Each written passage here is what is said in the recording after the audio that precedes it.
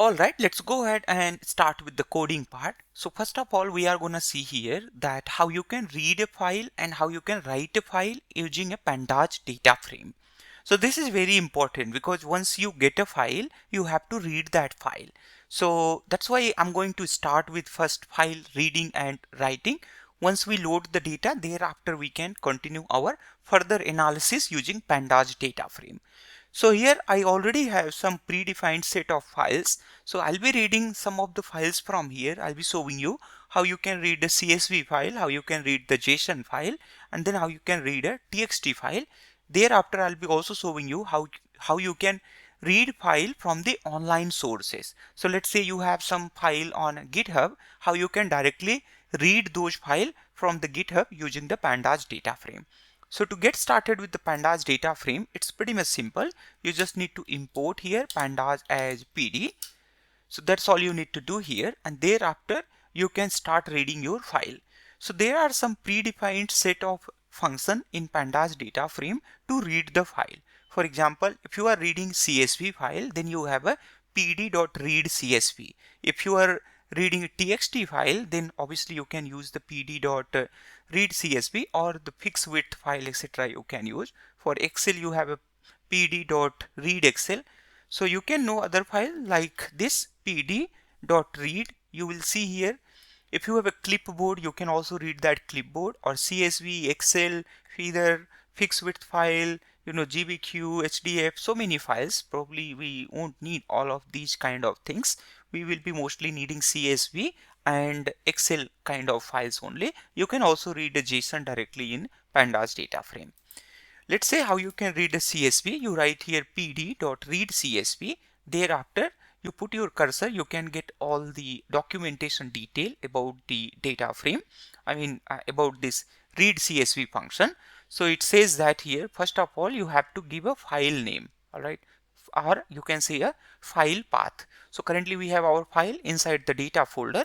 You can say that here data, and thereafter I'm going to say here data.csv. This is my file. I just run this. You will see here your file is shown here. So whatever the content you have inside this data.csv, that content you can see it here. So what are these things? Let me just explain you here.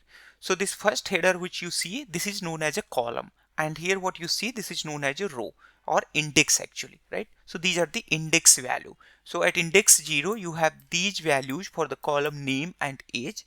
Similarly for index 1 you have these values for the column name and age. You can save this data frame inside a variable, and that I'm gonna say as a df, that is the data frame name. You just run this. Now you can see your data frame here. So this whole data frame have this whole data. If you have many more rows, all those rows will be saved inside this data frame df. That is how you can read the CSV file. Let's see how you can read the JSON file directly. So for JSON file, you can write here df is equal to pd.read JSON, here this one, and thereafter you can provide the data from where you are reading, basically file path. You have here data.json. Alright, this is your data frame. So for a JSON data, you can actually say that as data. Probably that would be better to say here that is the data here. So I say here data, and then I say here as a data. Okay, seems like some error comes here. Let me just see that what is the wrong with this. So seems like some error with the file itself. It says that it cannot read something like that. So to make it read, you have to actually change your JSON file to a list here, kind of this, and thereafter you can read this. So now you have your data here. So a JSON file has to be something like this, otherwise it will be having a problem here. So this is one way to read the JSON file. Otherwise you can directly import here JSON, and then you can read this JSON data directly using JSON module or JSON Python package itself. So you can write here data is equal to JSON.load, and thereafter you have to give here a file, the file pointer actually. That means you have to write here open and then data, and inside that you have here data.json. It's like that you have to do, and then you can read this data. Now you will notice here a difference that in Pandas data frame, when you read this as the data frame, then you get something like this, a tabular format data.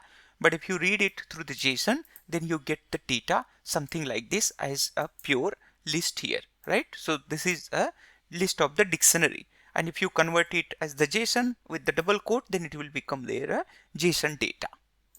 Similarly, you can read the other file, that's example.txt file as well. So you can write here something like this. Let's say the df is equal to the pd.readcsv file.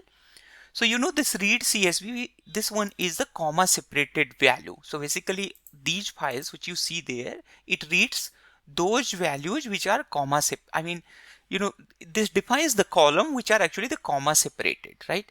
So you have these comma separated things are there. So it says that this is one column and this one is the another column. But if you don't define that, then it reads everything as a single line or a single column there. For example, here you have pd.readcsv, then inside the data, and then you have here example.txt. So with this, you will now notice here everything, whatever you have currently, this goes something like this. Here, this is the txt file. But if I make, make it something like this, what you will notice here that if I run it again, now you will be having here only one column.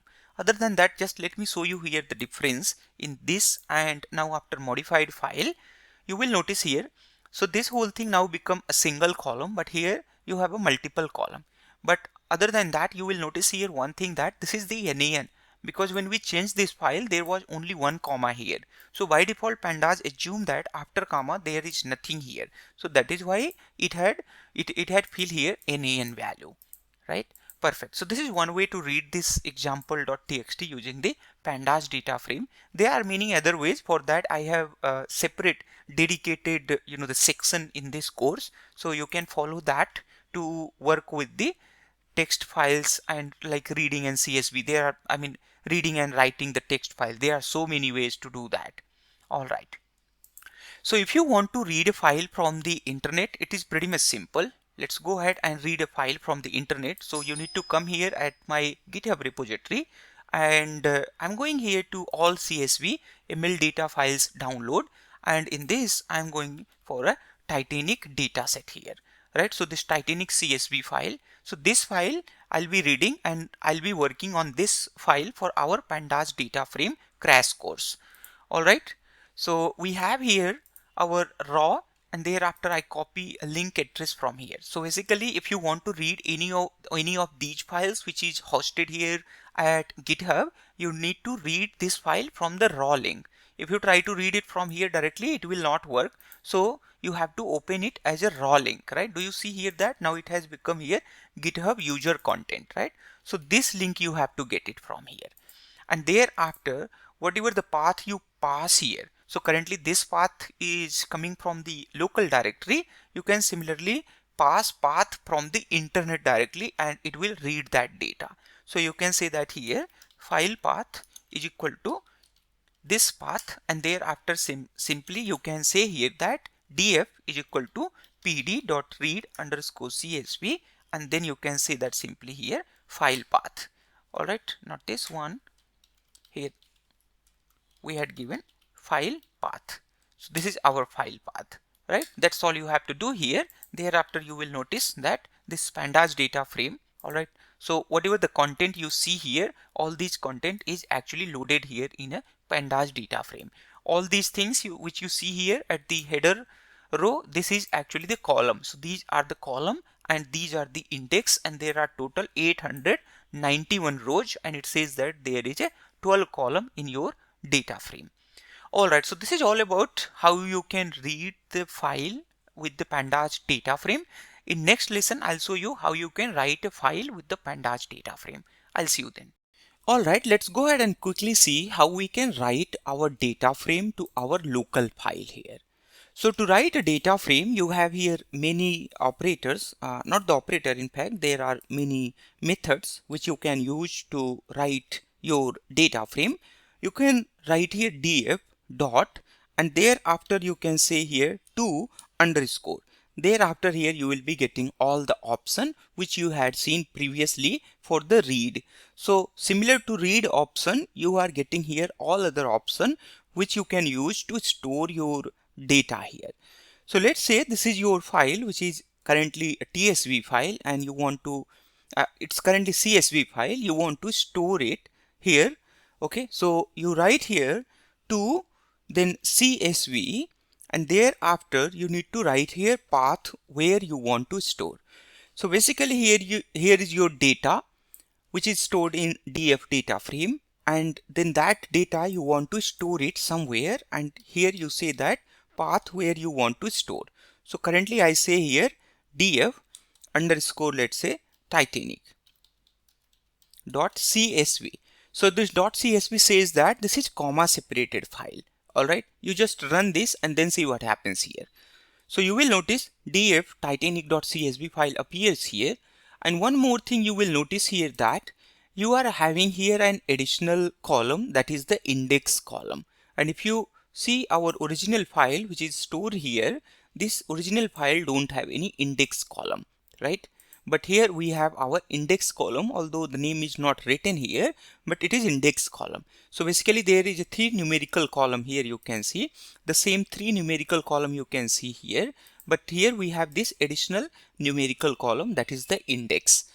All right, so while writing your file into from the data frame, you can assign here if you don't want any index. So you can say here index equal to none. So if you write something like this and you again run this cell, you will notice df Titanic now don't have any index here. So if you want to store your data frame as it is, I mean to say that if you want to store only the data in your data frame, not the index, then you can use this method to store your data frame straightforward without any index. So by default, if you use .toCSV, then it is going to store all these with the comma separated. But you can put here, as per your choice, the separator. If you want, you can put those separator as per your choice. So let's say I say here df Titanic dot custom separator. I'm gonna say that the file name, and here I provide my custom separator. So let's say I provide here a tab separator, and if I run it here, and let's say I'm gonna say here as a txt file.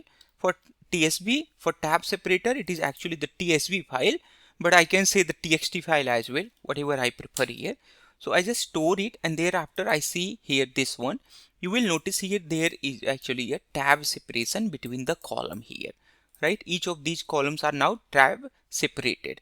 You can see that as CSV, like a CSV file, in fact, again. So there is no difference in that way, but still you will notice here that these are actually separated by tab here.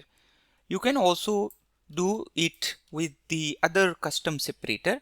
For example, let's say you say it as a normal txt file, but with some other separator. Let's say I say with pipe separator. You just run this. You will notice here that now these columns are separated by this pipe. Do you see this with this pipe actually, right? So that's how you can use this custom separator. So if you have this custom separator, then obviously you will be also having here a custom read operation as well. I mean a custom separator to read your data frame. So you can read again with the same concept like we have used previously, pd.read.csv, and then give your file path which you want to read. So I want to read this one.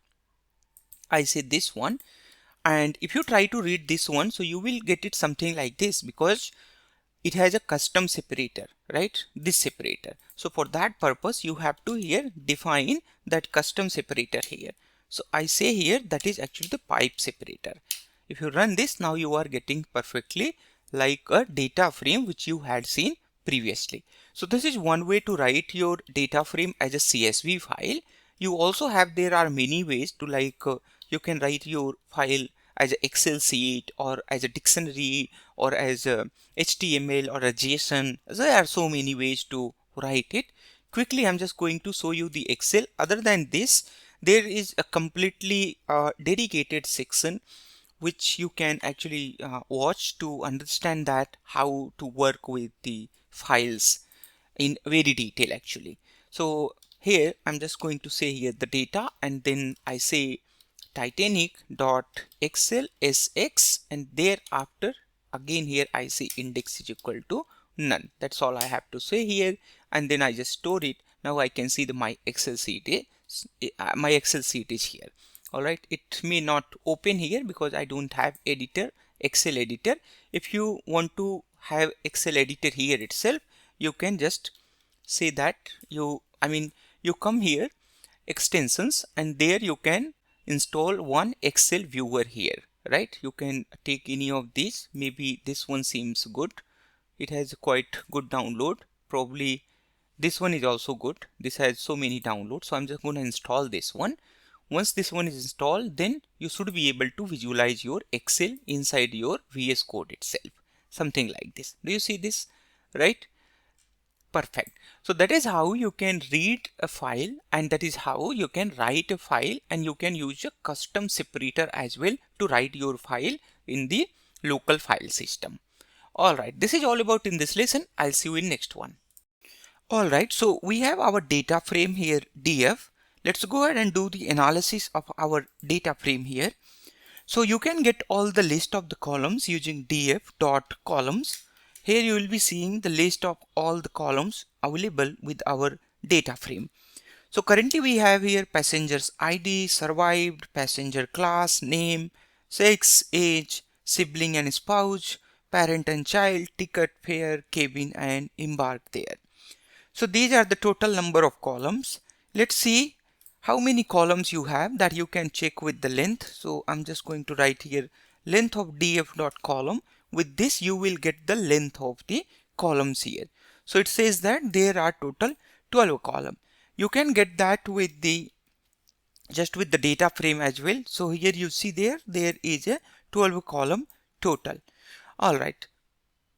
Let's see how you can do some operation on the columns, not on the column data, but in fact on these column itself. So I'm going to make all these column as a lowercase. So it will be easier for us to work with the column if it is in lowercase. So it will be a little bit faster to type these column name.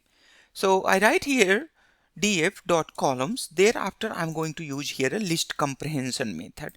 Now do you remember at the start of this course I told you that the list comprehension, lambda function, these two things we will be using the most widely throughout the course. So we are going to use here list comprehension method. So I write here for x in df.column, and thereafter I'm just going to create here lowercase for all of my column, something like this. Now you see all these has become here a lowercase. Thereafter I'm just going to assign it to df.columns. So that's all I need to do here. That's all I do here. And thereafter if you check your data frame, you will notice here that everything here is in lowercase. So that is how you can work with the column. Now let's say if you want to select only subset of a particular column, then how you can do? To select a subset of the particular column, you just need to give the name there, right? So let's say I select here only name and sex, then in that case you have to put it like this, name and then sex here. So it's something like this. Now you will notice you are getting here name and sex. So do you notice here that this is a complete list, and inside this we are actually putting this whole list. If we don't put this list, then what happens here? Let's see what happened. If I just remove this, there would be error. Why? Because if you don't put this whole the list of the columns, then it will throw the error, because if list of column is not available, then essentially it is a pandas series, right? If you put just single column name, then it works, but that becomes a pandas series. Now you will notice here that this is not like a data frame which we had seen earlier. So that's how you can filter out the multiple columns together. You see there name and sex. So if you will now notice here that, in fact let me just show you here in here. So you will notice here, you see the difference here, that this one is actually the pandas series and here this one is the pandas data frame. Even though if you remove this sex and you just keep here name, there you also notice here the difference, right? So it is still here a pandas data frame, but this one is actually series, that you can check here with the type as well. So you just write there type, you will notice it is Pandas series, and you can put here a type as well just to understand that whether it is data frame or series. So you get the result here that it is the data frame, right? Perfect. So this is how you can select the multiple columns together, and these result would be either series or it would be either Pandas data frame. Alright, let's say how you can perform operation on multiple columns, right? So to perform operations on multiple columns together, you can use the lambda function or a lambda method, or you can use these columns separately. If you have a, a kind of, let's say, easy process, if you want to do a easy process, then you can use these columns separately. Otherwise, if you want to do some conditional statement and you want to do some conditional testing, then the lambda function is preferable. For example, let's say if you want to attach sibling and spouse and parent and child column together, right? So if you want to attach those columns together, then how you can do that, right? These two columns together. Okay, so for that, what you can do, you can say that if you add this one with this one, then you will get what? You will get actually total the family size, right? Because sibling and spouse, sibling and the spouse here, right? So this says that either they are brother sister or they are husband wife, and here it is parent and child. It says that the passengers are traveling with either their parent or with their child. So if you combine all these together, then it becomes a complete family there, right? So let's go ahead and see how you can do the operation on these columns directly. So you can do like this: df sibling and spouse, and thereafter df and then the parent and child, something like this. And if you just run this, whatever the output you get, that output becomes here a family size. So you can say that here data frame df, and thereafter you say here family size. So this is how you can assign a new column to your data frame, right? So this is a new column. Now this new value got assigned to our data frame, that is the df here. Now you will notice there is a family size here, right? And here you get the 3 because there is sibling spouse here 1, and the parent and child there is 2. So basically it becomes here 3. So this is also a feature engineering where you are doing a manual feature engineering. So based on these given features, you are trying to get the additional features here, right? This thing will be also useful for us later on. If you, let's say you are working on a machine learning algorithm where you need to work with the Titanic data set, and on the Titanic dataset you need to find out the survival probability. In that case, you have to do all this manual feature engineering as well for the better output or for better accuracy. So this is how you can work with the couple of columns together. You can perform here arithmetic operation on this, and you can finally assign these values to the new column. Alright, this is all about in this lesson. I'll see you in next one. Alright, so we have got our family size. We also have here a pair, and this pair is shown here in a dollar. Now let's say if you want to understand that what is the fair price per person, how would you calculate that? So now you can apply arithmetic operation on this, a simple arithmetic operation on this to find out the fare for per person. One thing you will notice here that family size sometimes it is 0. So what does this mean? This means that the person who has booked the ticket, right? So it is like this. So there is a person, right? Let me just see this properly. Seems like it's not in proper zoom. So let's say you have your person. I mean, this is the person who is booking the ticket. All right. And then the person have, the family there, right? So basically I can say that here, do I have person? Yeah, here it is person. So this person has booked the ticket, and thereafter, if there is no one with the person traveling, then in that case, the family size is 0 in that case. But if person is also traveling with one person, then in that case, the person have a family size of 1 here, right? So if you calculate here the fare per person, then whatever the family size is there, then you have to add there +1 to find out that the total number of person, because for this person where the person is alone only, then in that case the total number of person is 1 but the family size is 0.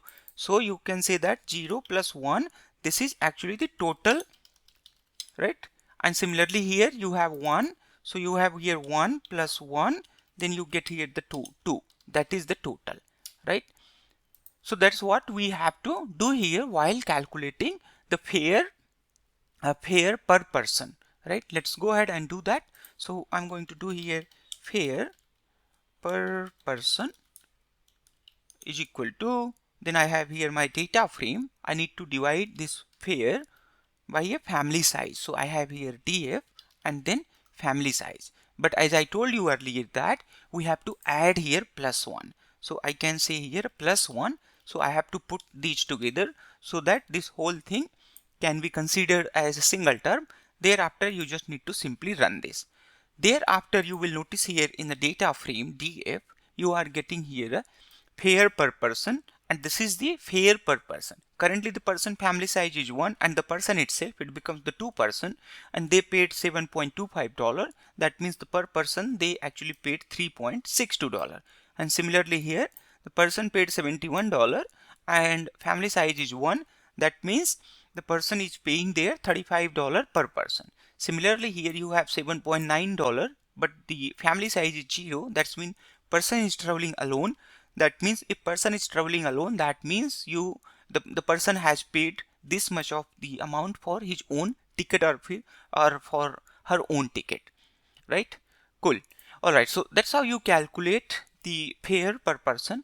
Let's say if you want to apply a lambda function to this, all right, if you want to apply a lambda function to this, then how you can apply? Now the question is here, why you need to apply lambda function if you can do the arithmetic operation directly on the column itself?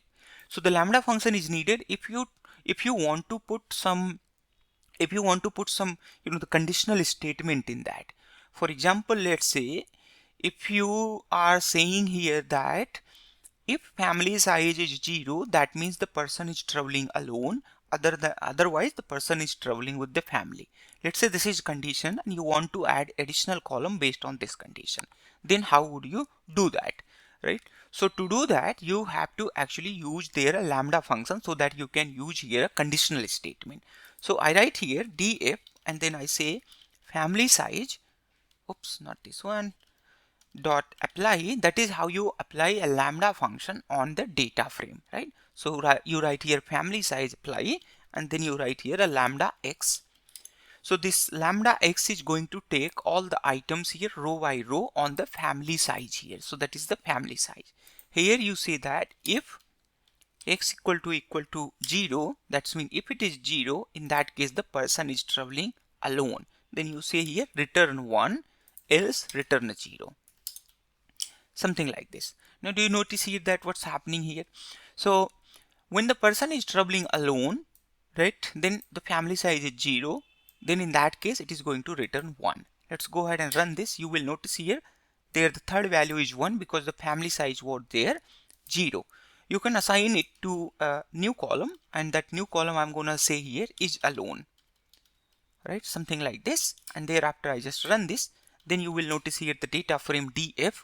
In this data frame now you are having here, right, 1, right? So if family size is 0, then in that case you will be having here 1. That means person is traveling alone here.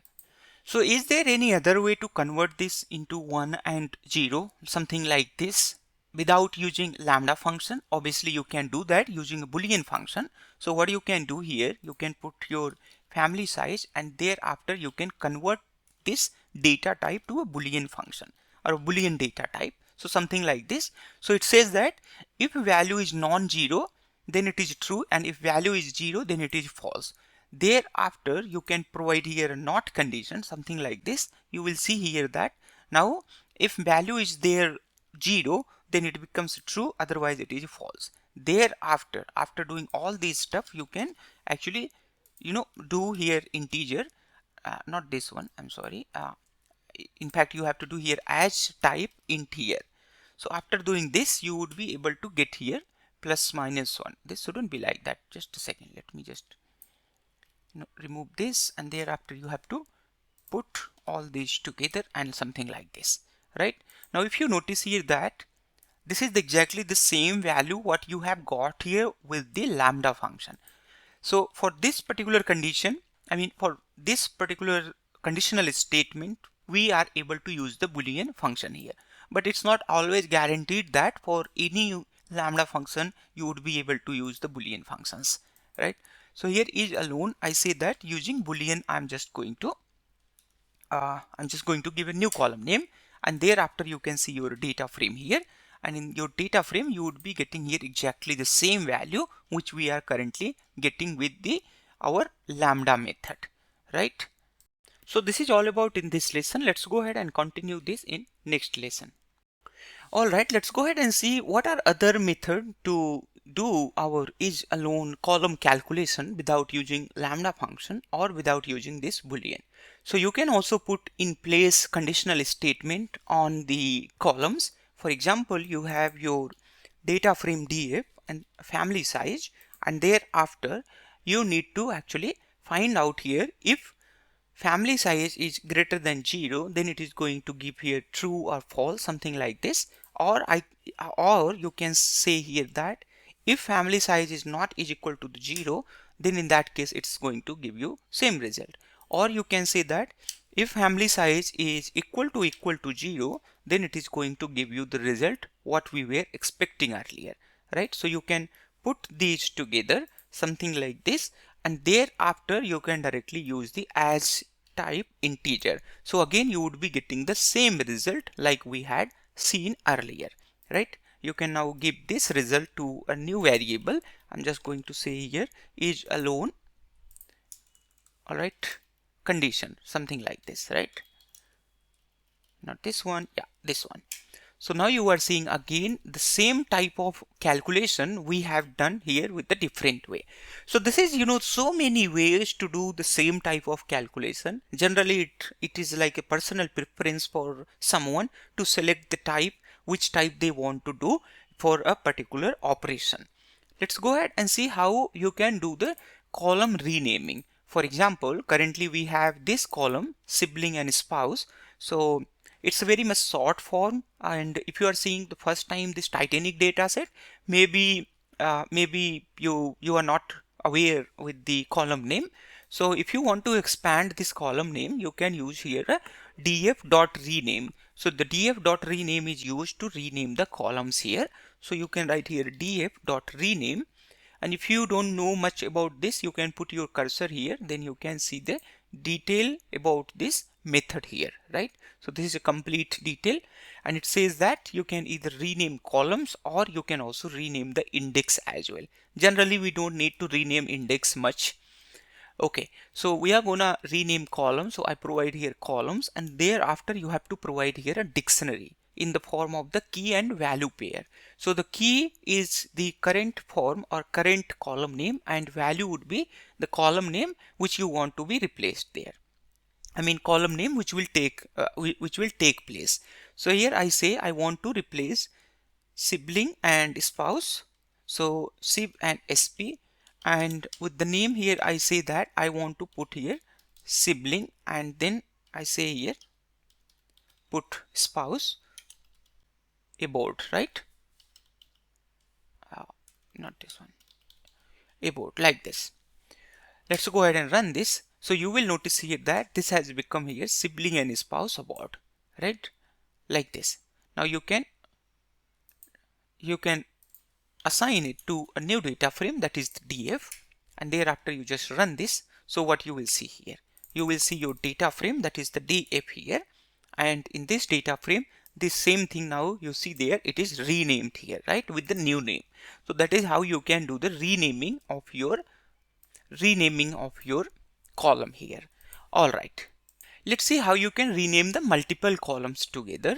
So I want to rename here passenger class and sex column. So I'm going to rename to a gender, and then this passenger class I'm going to rename it to a passenger class. So similarly the same thing actually you can use. So this whole thing, something like this, you can put here, and then you can say here I have here a passenger class, and then you want to say here as passenger underscore class, and thereafter you want to rename this 6 with the gender. So I say here 6 and gender, something like this, and thereafter you just run this, and now you should be able to see your data frame here. In your data frame, now you have here the gender, and then you also have here a passenger class here. So that is how you can rename a multiple columns together. Currently we are seeing here a one column that is named as here age. Now we are going to do a little bit more feature engineering on this age column. So we are going to put here additional column which says that if age is above 18 year or 18 year, then I'll be putting there additional column that will say that the person is adult there. So I write here age, and then I say greater than or equal to 18, something like this. Now you will notice here that it is either true or false, something like this, and thereafter, as we discussed earlier, you can use here dot as int, not this one, oops, where is that one, how is this, as type actually, yeah, oops,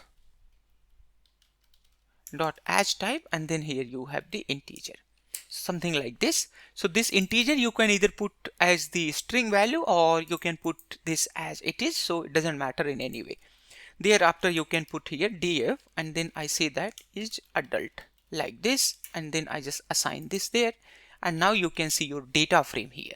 So in your data frame now you are currently having one additional column here, and if person age is above 18 here, then it says that the person is adult here. Right, you scroll it down here, you will see a 0 because the person age, you will notice here that in fact the person age is not given there, so it is assumed that it's not greater than 18 here because this is not a number here. All right, so currently we don't have that, but anyway, if we do later on, we will be doing these data analysis. Later on we will see that for those people whose age are less than 18 year, we will be having there is adult marker 0 there. So the currently one problem you are facing here, that you have age here and then you have your is adult here. So they are actually at a quite distant place, and if you want to put all these together, then you can actually rearrange or reorder your columns.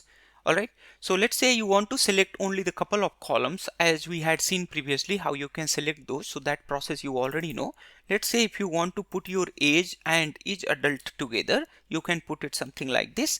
You have age and thereafter you have here is adult here, something like this. Now you will notice age will come and thereafter is adult will come. Thereafter, let's say if you want to put here this particular column, then you can put after is adult this column, and let's say thereafter if you want to put, let's say this column, then you can put here this column. Let's go ahead and just run this. You will notice here that as the sequence you assign here, as the same sequence you will be seeing here result. Let's say if you want to do column reordering for all the columns, then you can follow this kind of the sequence for the reordering there. Right, you can select the column names, you can manage those sequence by yourself, so the final result will be accordingly, that final result will be shown to you accordingly. So currently we see here that pair is adult, so currently we don't have much of the is adult there 0, but later on we will definitely see those once we do our data analysis part. We will be doing the filtering process. All right, perfect. So this is all about in this lesson. In fact, one more thing actually I wanted to tell you before I close this lesson. So let's say you want to select a subset of, let's say you want to select the subset of those columns which are actually the numerical columns right? So currently you are having here a mix of numerical and string columns here, and let's say you try to select only numerical columns, then how you can do? So you can do something like this. Let's say you want to select numerical columns. You write here numerical columns is equal to df dot select data type. So this is something how you can do that. Then you can say that include what type of the data you want. You want to include only the number type of the data. All right. And then if you check here the numerical columns, you will be seeing only those data frame which have a numerical column, right? Other than that, you can put here, like the string data type or object data type. For that you will be getting other data types as well.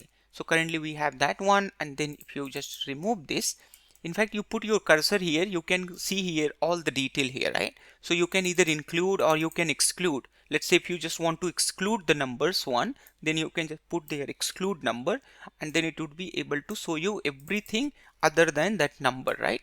So something like this. Now you are getting all other columns which are not number, right? Be it the object column, or let's say you have a Boolean column or any other data type, you would be able to get that. Again, if you put it here, you can see all the details here, that what are the, you know, the include and exclude parameters which you can pass. So you have to basically pass there the data type. So something like this, a data type np.number can be passed here, object can be passed here. Let's say you have a date time data object, so you can pass this date time data object, or time delta, or category time tz. All these data types you can pass there if you want to select only a particular subset of the data. So these things are going to be really very important for us when we start building our machine learning model. You can simply run here like this, object calls like this, and thereafter you can see your object calls, and then the same thing you will get here. If you want to see all the columns for this object calls, you can see these are the column for this object calls. Alright, this is all about in this lesson. I'll see you in next one. Alright, let's go ahead and see how you can select the number of rows from your data frame. So currently you have your data frame as DF here, and we know that how you can select the subset of the columns. Now let's see how you can select the subset of the rows here. So one method you have here, that is the head. So I'm just gonna put here something like this. You have like head, then you have here a tail, thereafter you have here sample. So all these I'm gonna show you here how you can use these head, tail and sample, all this stuff here, right? Maybe this would be better. Okay, let me just put it one more. Alright, head, tail and sample. So basically you can use here head. So head says that you will get top 5 rows from your data frame. So you get top 5 rows from your data frame, and you can put here number if you want to select, let's say you want to select the 10 number of rows. You can put their number 10. So you will be able to tell, you will be able to see here all top 10 number of rows. Similarly, you can put here 1, so you will be able to just see here one number of row. So inside this head, it says that how many number of rows you want, and this says that first n number of rows basically. So in your data frame, so you will be getting here first n number of rows. You can get here 50 as well. So if you put there 50, you would be able to see all the 50 data frame rows here. But if you put more than 50, thereafter it will start clipping those results, right? Basically it will actually collapse the result. For example, if you put here 100, you will see here the collapse has happened here. So you are seeing a top 5 result here, and thereafter top 5 result there. So this is how you can use the head method to get the number of rows, first n number of rows. Similarly, let's say if you want to find out the last n number of rows, then you can use there a tail. For example, you can write df.tail, and then if you write here 10, you will be getting a last 10 number of rows. If you don't put any number, by default it takes there 5. You just remove that. You will see the last 5 number of rows you are getting here from your data frame. You can similarly put here some number like let's say the 1. So you will be seeing here the last number of rows from your data frame. So this is how you can get the number of, this is how you can get the rows from the beginning of your data frame and at the end of the data frame. Let's say how would you get the rows from the middle of the data frame or from the random places of the data frame. So if you are inspecting your data frame, you are trying to debug something from your data frame, then you can use there a sample. So you have here df.sample, and thereafter inside this you can put the number of rows which you want to see here. So let's say I want to see top 10 rows. So it's not actually top 10 rows, randomly selected 10 rows I want to see here. So I just run this.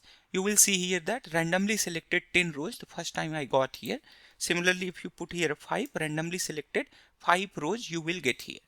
I can run it multiple time. Every time I run here, I would be getting here a different result, right? Do you remember the ones I told you that later on we will be exploring when we will get this is adult 0 and we will also get the age. Now you can see here, so age adult here is 0 and age is 7 here, because this age is less than 18 year, that is why the person is not adult. Similarly here we have okay NaN.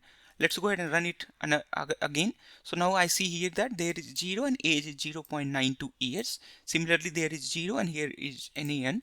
I can run it again to inspect this. So currently all the persons are adult there, and similarly here I got here the person age is 3 year and person is not adult. Similarly the person age is 1 year and the person is not adult.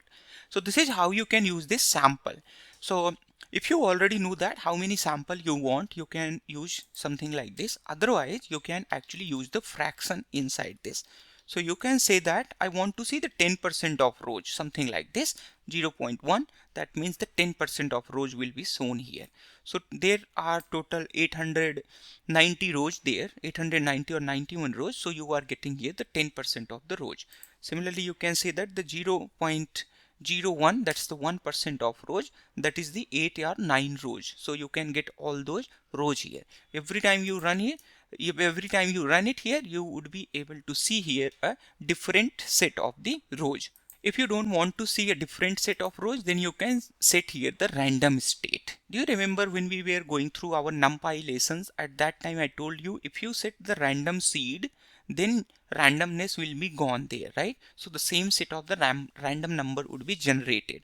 Similarly, if you set here a random seed, then a same set of rows you will be seeing every time, right? So I'm just going to set the random state here.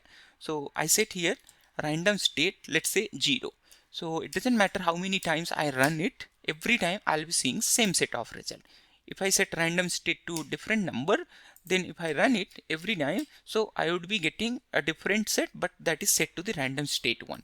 So this random state could be any value. So whatever value you set, once you set that, whatever result is produced, that result will be preserved, that result will be forever. So this one would be very useful when you start working with machine learning models and you are doing train test split data sample, and there you have to actually split your data something like this, so that if you run your model multiple times, then your data split should be consistent.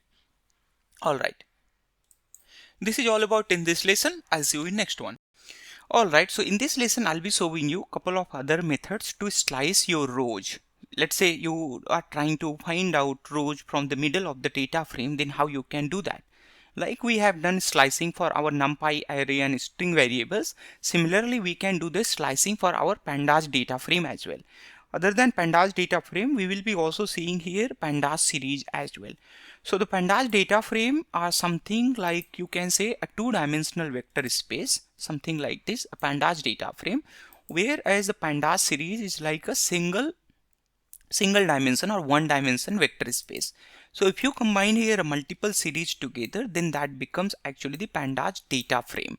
So that's what we are going to actually see here. So all these, you can say that all these are series. If you combine all these series together, then you get this whole Pandas data frame.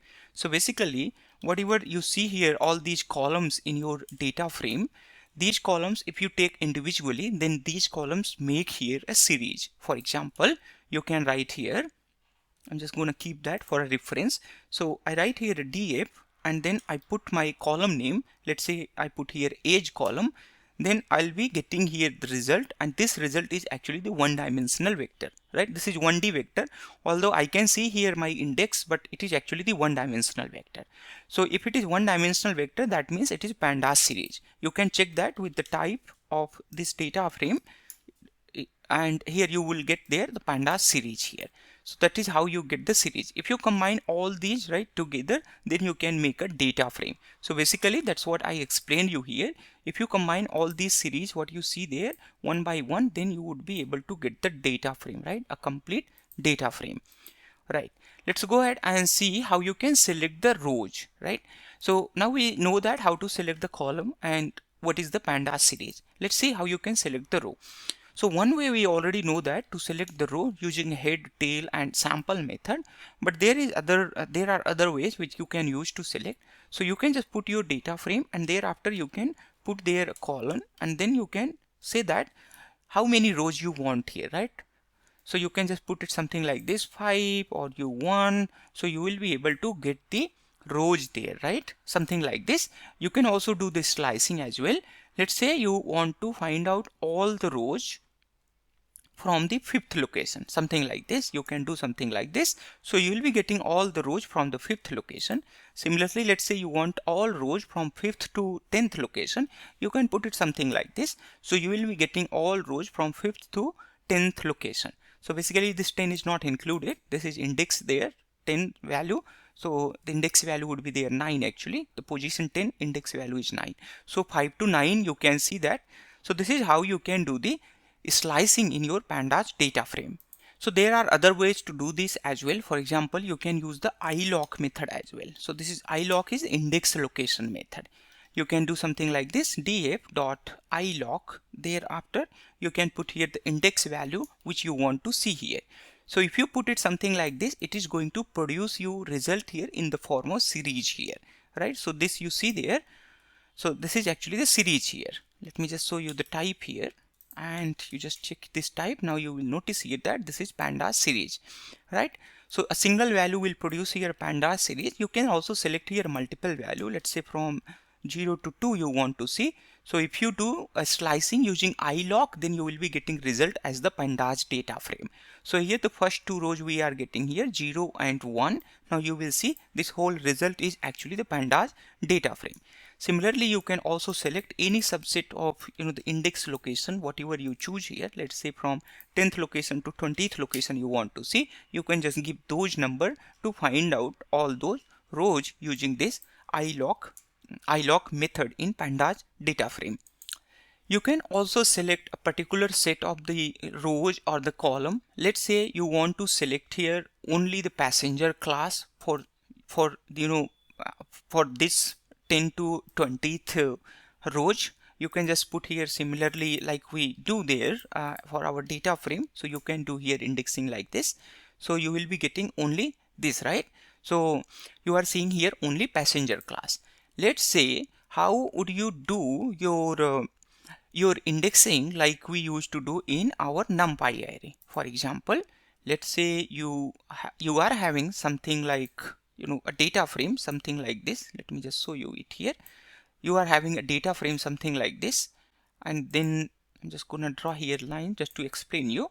So you have your data frame something like this, and you want to access any particular the location from the column and row. Let's say this one you want to access. So how would you access this?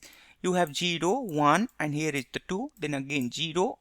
Here you have a 0 row and first row. So now you can say that which row and which column value you want there in the data frame as well. So how would you do that? You can say here data frame df, and thereafter you can say the iloc, and then you can put that number of rows, which row you want. Let's say I want the first row and the second column. Actually index is second. So this is the second row and the index is second. That means the third row, right? Something like this, let's say. So you will be getting here a single value from your data frame. So which value is this? Let's go ahead and run this. So iloc is 1, that's mean it is referring to this one, and then location for column is 2, that is the 0 1 and 2, so it is referring this one. If I make it 3, the result should be this one. So let's go ahead and make it 3 and then see what happens here. So result is this one, and we are getting this particular result what you see here. So this is how you can do the column and rows indexing using the iloc method. You can also use the directly something like this. You can also use the loc method as well. So in the loc method you can similarly put here some numbers here like this. So the indexing will happen to the location wise here, right? Like you had seen here directly we were using. So similarly you can use using you can use that using the loc location. Alright, this is all about in this lesson. I'll see you in next one. Let's go ahead and see how you can find out information about the data frame. So there are many methods to find out the information about the data frame. Like you have info, save, duplicated and drop. So the drop is actually dropping some rows or the selected column. But these things you can use to find out the information about the data frame. Once you get the information about the data frame, thereafter you can use the drop method to drop desired rows or the desired columns. So you have your data frame here. We have our sample data frame for Titanic data set. We are doing analysis on this one. And let's write here df.info. So with this you will be getting information about this whole data frame. You have here passenger ID, survivor, passenger class, name, gender, age. They are all the columns here actually. And in this column you will see all other non-null value. So here it says that the total number of entries, and if you see here anything less than the total number of entries, that means there are null value. So you see all these values are almost equal. I mean, it is exactly the equal here, 891, but this value is lesser than this one. That means there are null value. That means there are values which are not present for a particular set of rows in age column. Similarly, you will notice here there is a cabin. In the cabin also you can see the rows are not present there. I mean, those rows are not present for this cabin, right? Cabin column. And other than that, we don't see for any other row, for any other column. In fact, here for this one, so there are two rows actually. Those two rows are also having none values there. So basically we have here age, we have cabin, and then we have here our embarked location. So for these three column we have a null values here. So with this information you can know. So manually finding out these could be a little bit difficult for you. That is why you can use here a duplicated method, not the duplicated actually, is null method to find out is there any null value. So you can say that here df dot is null, and thereafter you can just run here. So you will be getting all these true false values. So if some value is null, then it says the true. If it is not null, then it says it is false. So you can just simply do here sum of this result, what you see there, you will be getting here all the null values present in the column. So we saw that in embarked we had the two rows as a null value. In age we have 177, and if you add this 177 with 714 you will get 891. Similarly, we in the cabin we have 687 values as the null value. So with this seems like cabin have most of the null values, whereas embarked have least number of null values, and age have like you can say the moderate number of null value.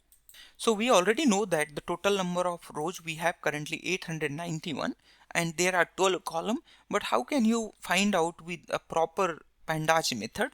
You can use here df.shape to find out the number of rows and the column. So you have here 891 rows and 18 column here currently. So originally we had 12 column, thereafter we did feature engineering. So 6 additional column got added, and now it's a total 18 column here we have in our data frame.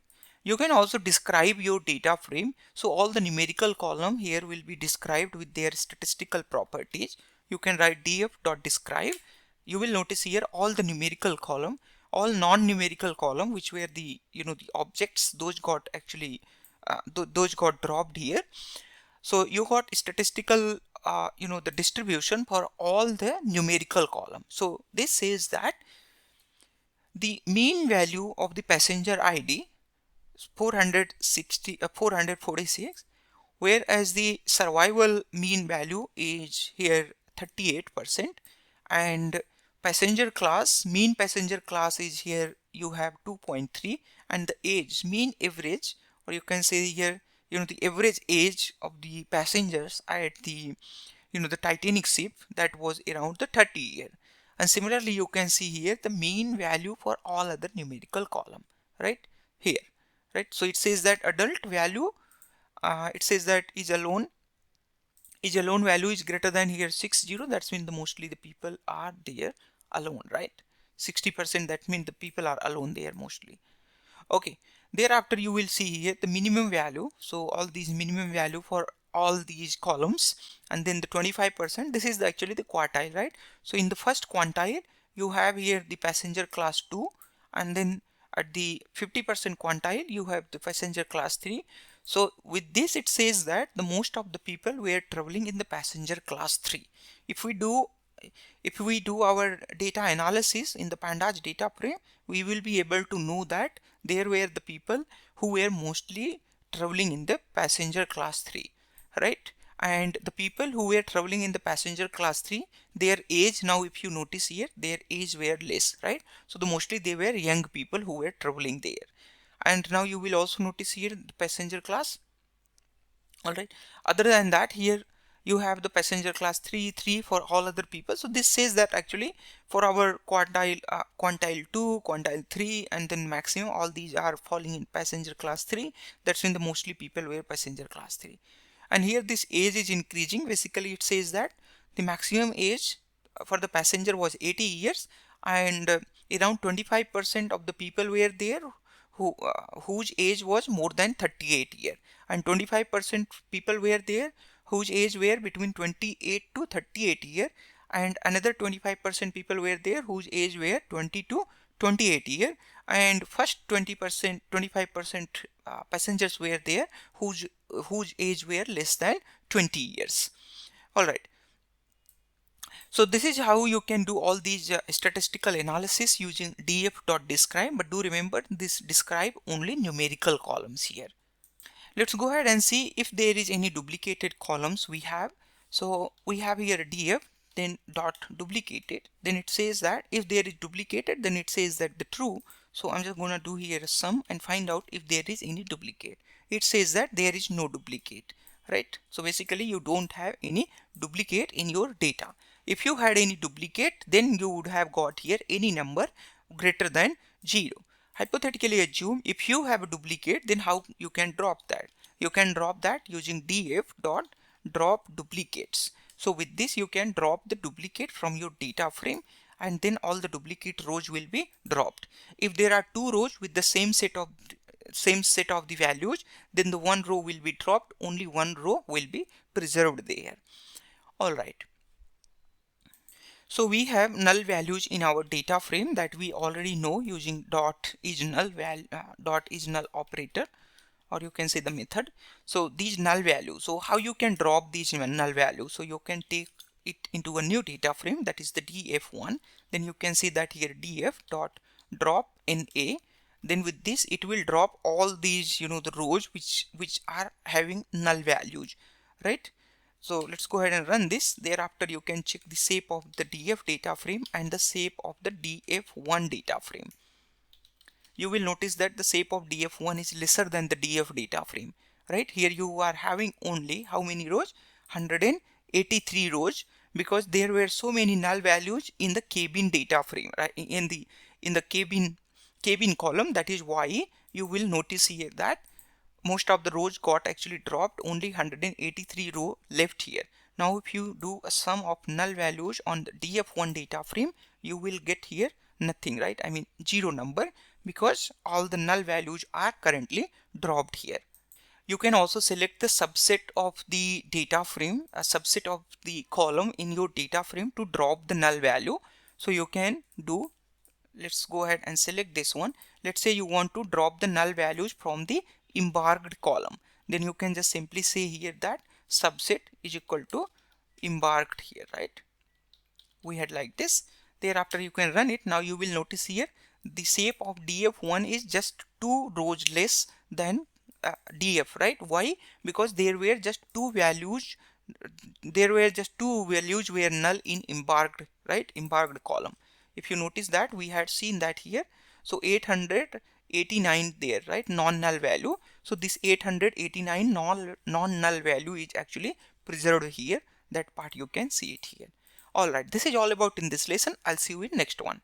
Let's go ahead and see how you can filter your data frame based on some predefined conditions or set of conditions.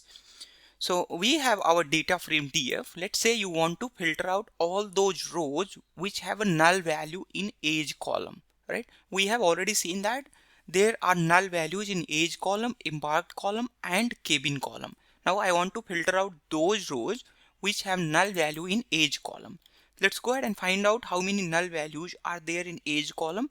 You can say something like this: df age, and thereafter you can apply here is null.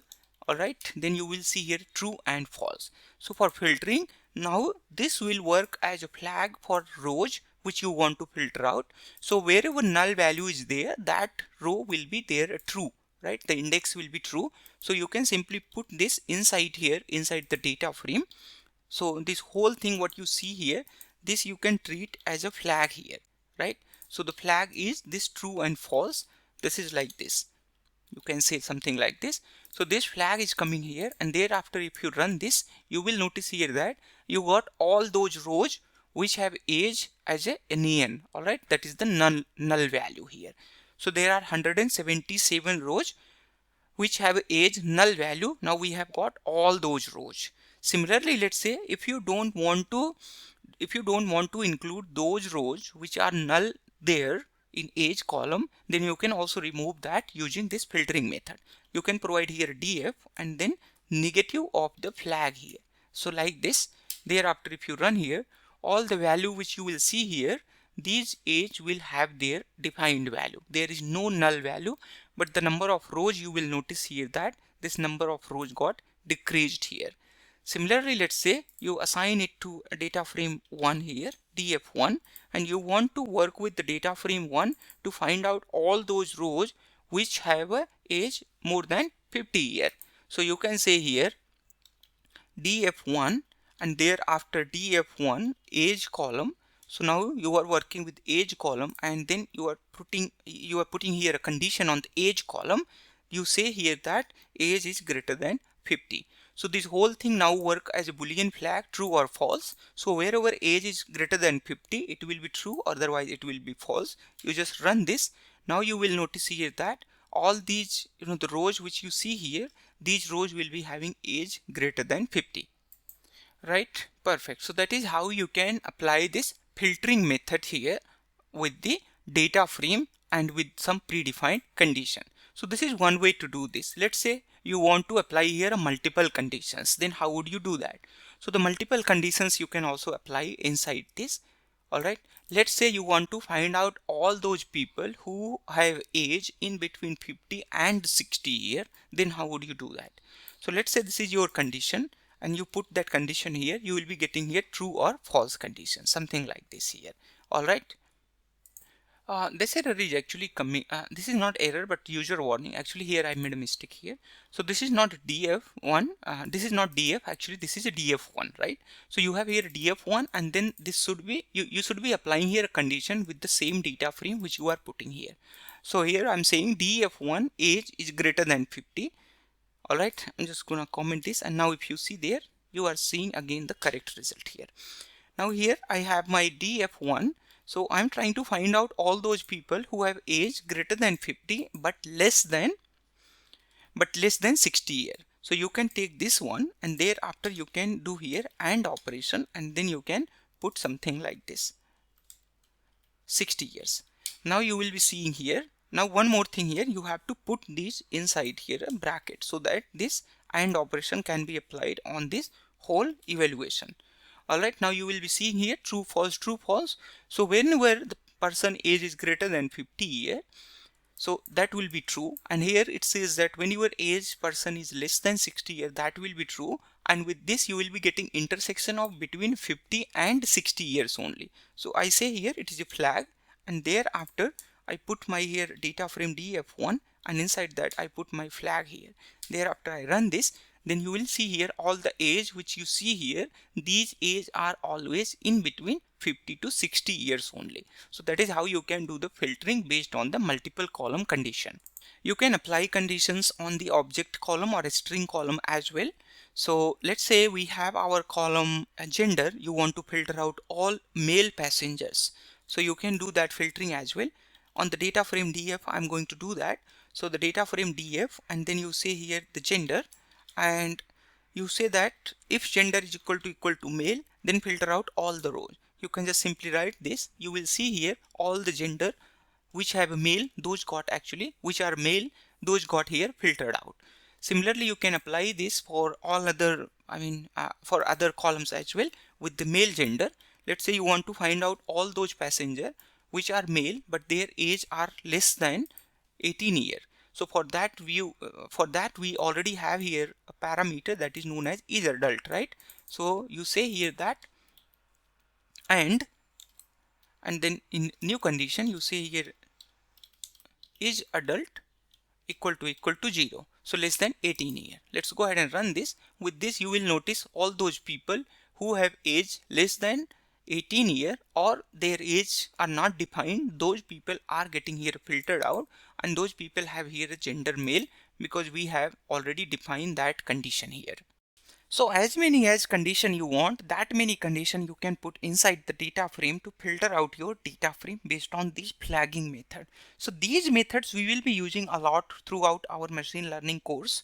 So you will be having your data set there, and if you need to do the data pre-processing part, there obviously these kind of filtering we will be needing. So all of these things are going to be really very helpful for you once you start building your machine learning models. Alright, let's go ahead and continue our other topics in Pandas data frame in next lesson. I'll see you then. Alright, let's go ahead and see how you can manage NaN and null values in your data set.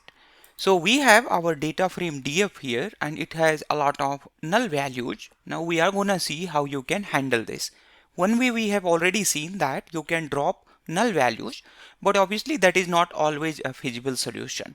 You cannot drop all the null value columns or rows, otherwise it is going to reduce your data set, which we have already seen. So what are other ways to do this? You can fill these null values which you have currently in age, in cabin and in embarked. You can fill these values with some value.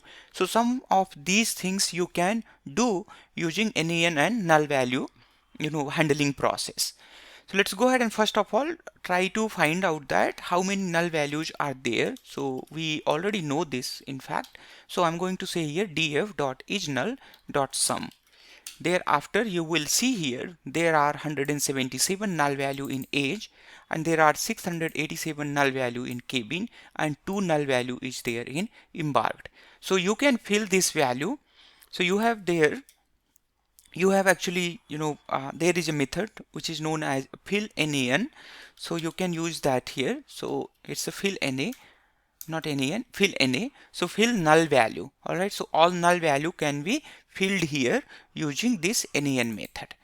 Okay, so I'm going to write here df dot fill NA, and here I'm going to say that fill everything with, let's say, the 0, and then I assign it to a new data frame that is df1, and thereafter I copy it from here and then I paste it here.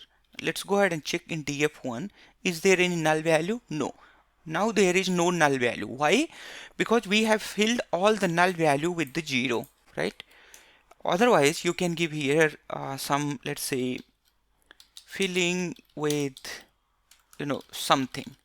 Let's say if you do something like this, and obviously you are not having here anything. Let's say if you inspect your data frame df1, now you will notice wherever you had that null value, there you are getting this value, right? So you can put here any value, whatever you want, you can use that value to fill your data frame. So currently I have put here filling with something. Now you can see here filling with something is coming here, right? Here is also there. This one is coming for the age. So similarly for all the columns which have these null value, that will get filled with this.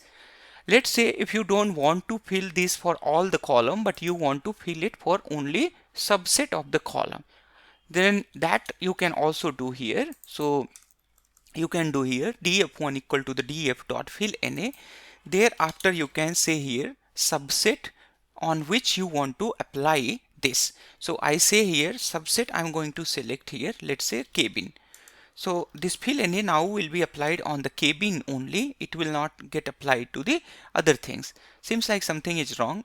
Basically this part I have to keep here. Then I have here a subset, and thereafter I have to put my the value which I want to fill. Just a second, let me see it here.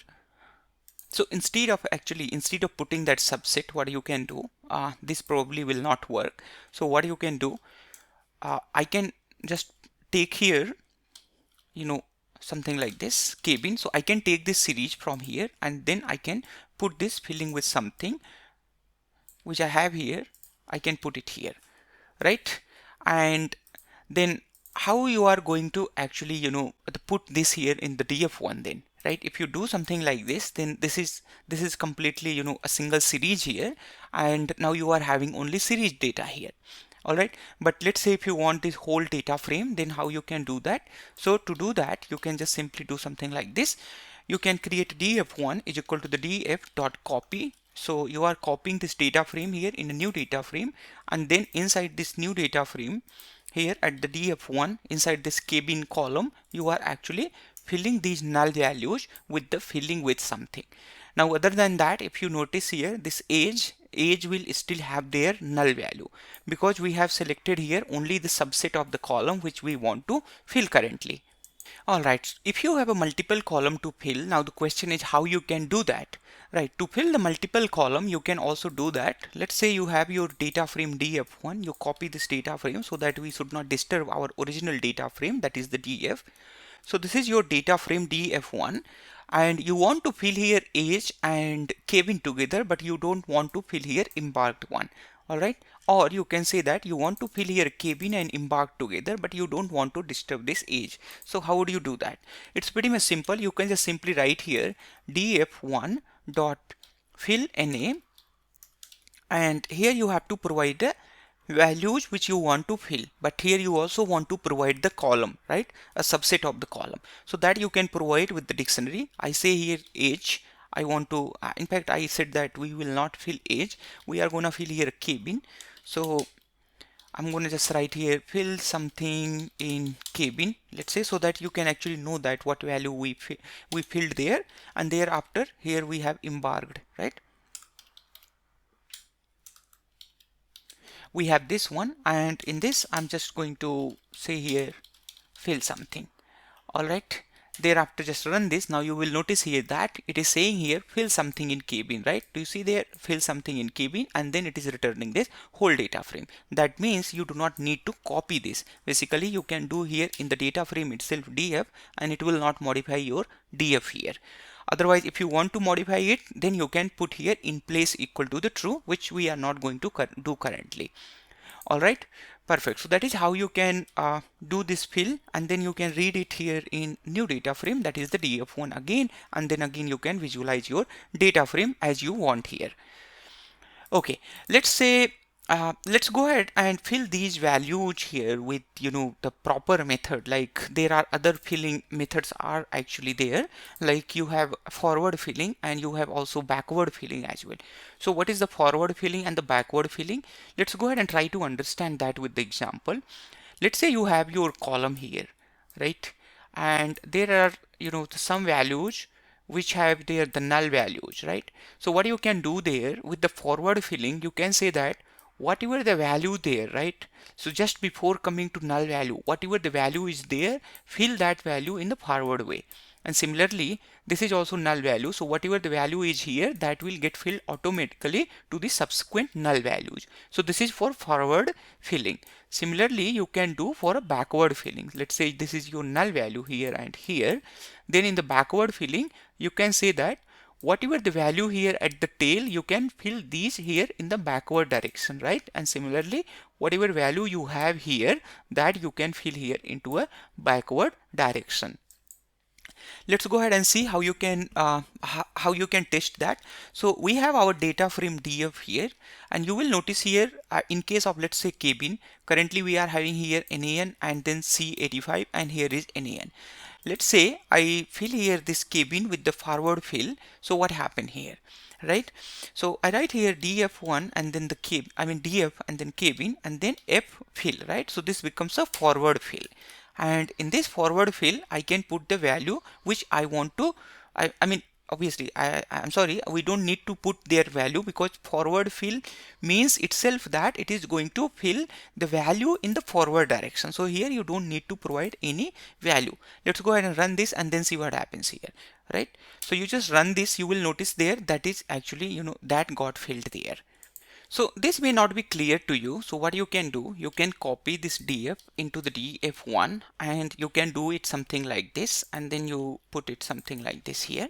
So you have here now df1 and then you have here a Kevin, right? And now I'm just going to put this inside my Kevin, the column there. So something like this, if you now check your df1, the data frame, you will notice earlier we had here a null value, but now we are having this value which is actually forward fill. Now you will notice here that this value is not filled. Why? Because the first value itself is null value. So if first value is itself a null value, then you cannot fill that with the forward pass. So for that you have to do there a backward fill.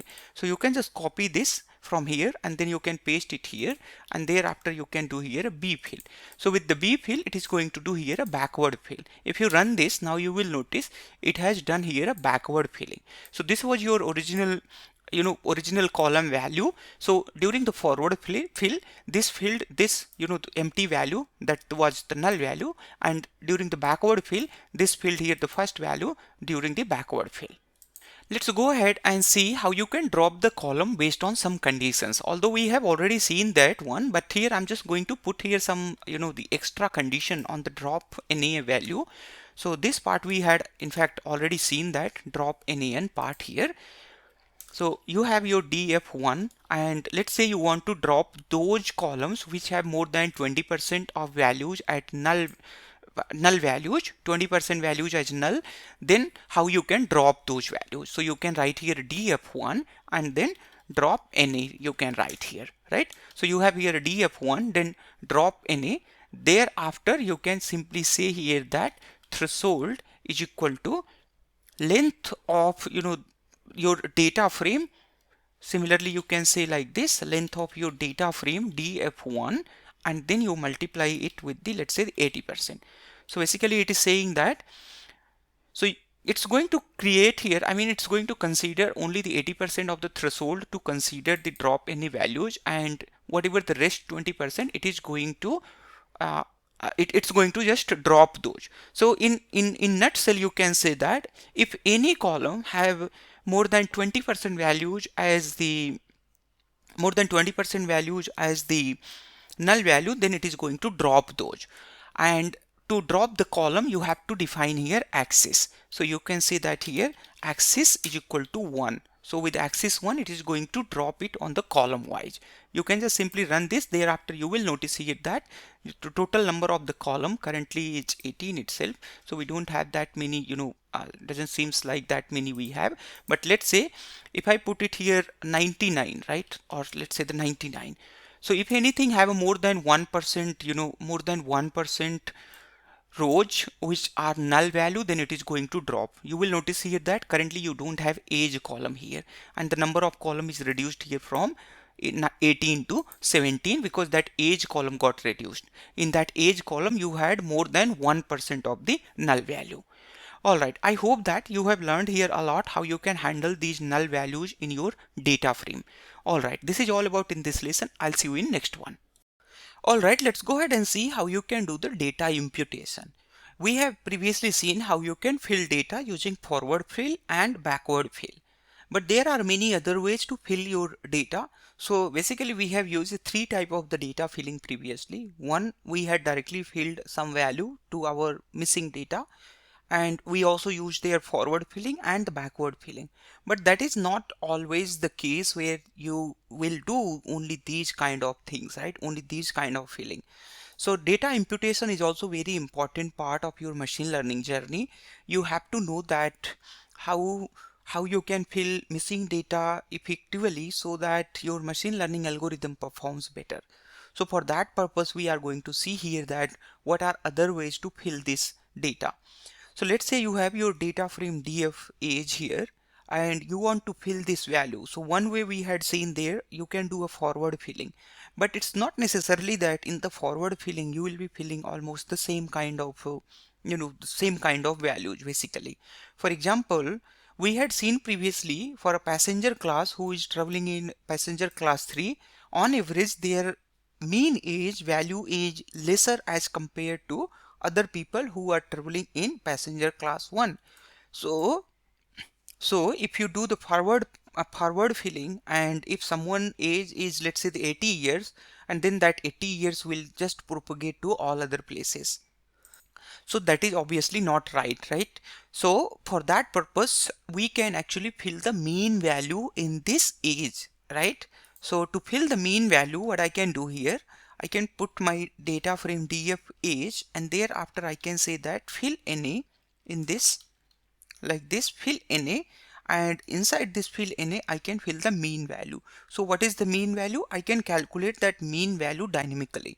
So I calculate that mean value dynamically using, the formula df age, and thereafter I say here a mean. So with this I get the mean value dynamically. All right, something like this I can now fill. So wherever I see these value, these are actually filled with the mean value. So this is the mean value. If you remember, when we did our data frame describe, at that time this was actually the mean value there. Let's go ahead and create a copy of our data frame df1 and then start working on that so that we can keep our original data frame df. So here I have a df1. Now I'm going to say here df1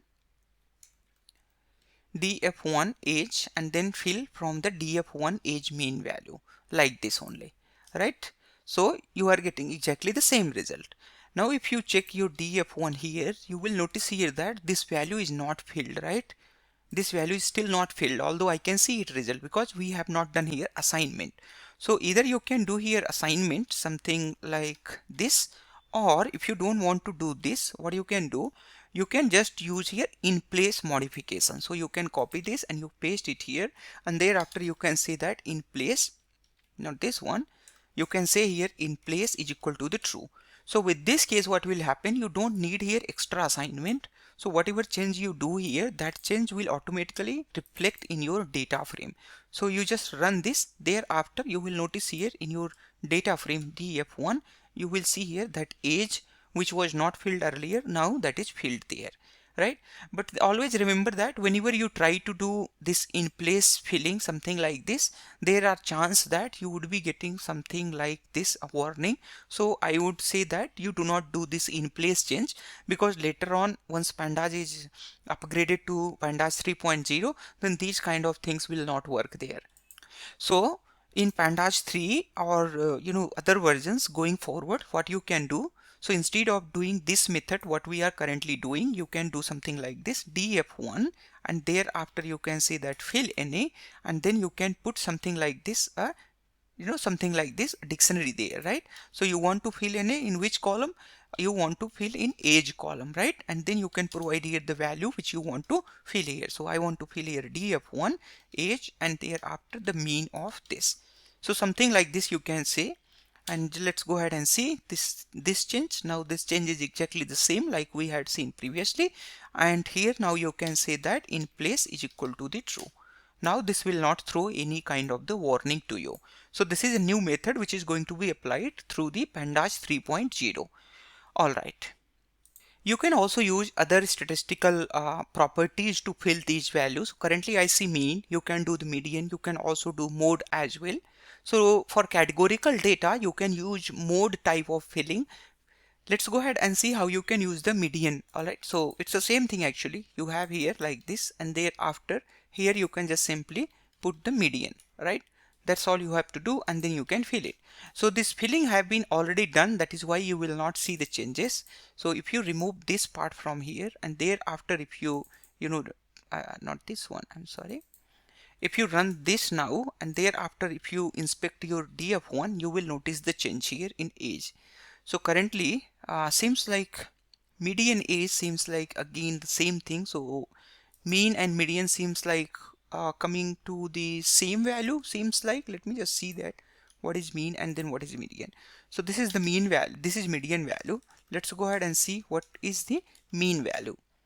So seems like median and mean value is coming to exactly the same thing. That is why we don't see any change there. Otherwise that could have been changed there. Let's go ahead and see how you can fill your categorical column. Let's say you want to fill this cabin column in the same way like you did here. So let's go ahead and copy this from there and paste it here. I'm just going to remove this in place for the simplicity as of now. And then I say that I want to fill this cabin here. All right. And based on my k-bin parameter median. Can we do that? This is going to throw the error. Why? This is categorical data. So in categorical data, you do not have mean or median.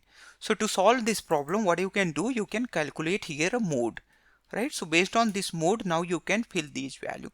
So mode are those values which are actually, which are occurring the maximum number of time. So you will notice here that in the k-bin currently we are actually filling these values with the mode.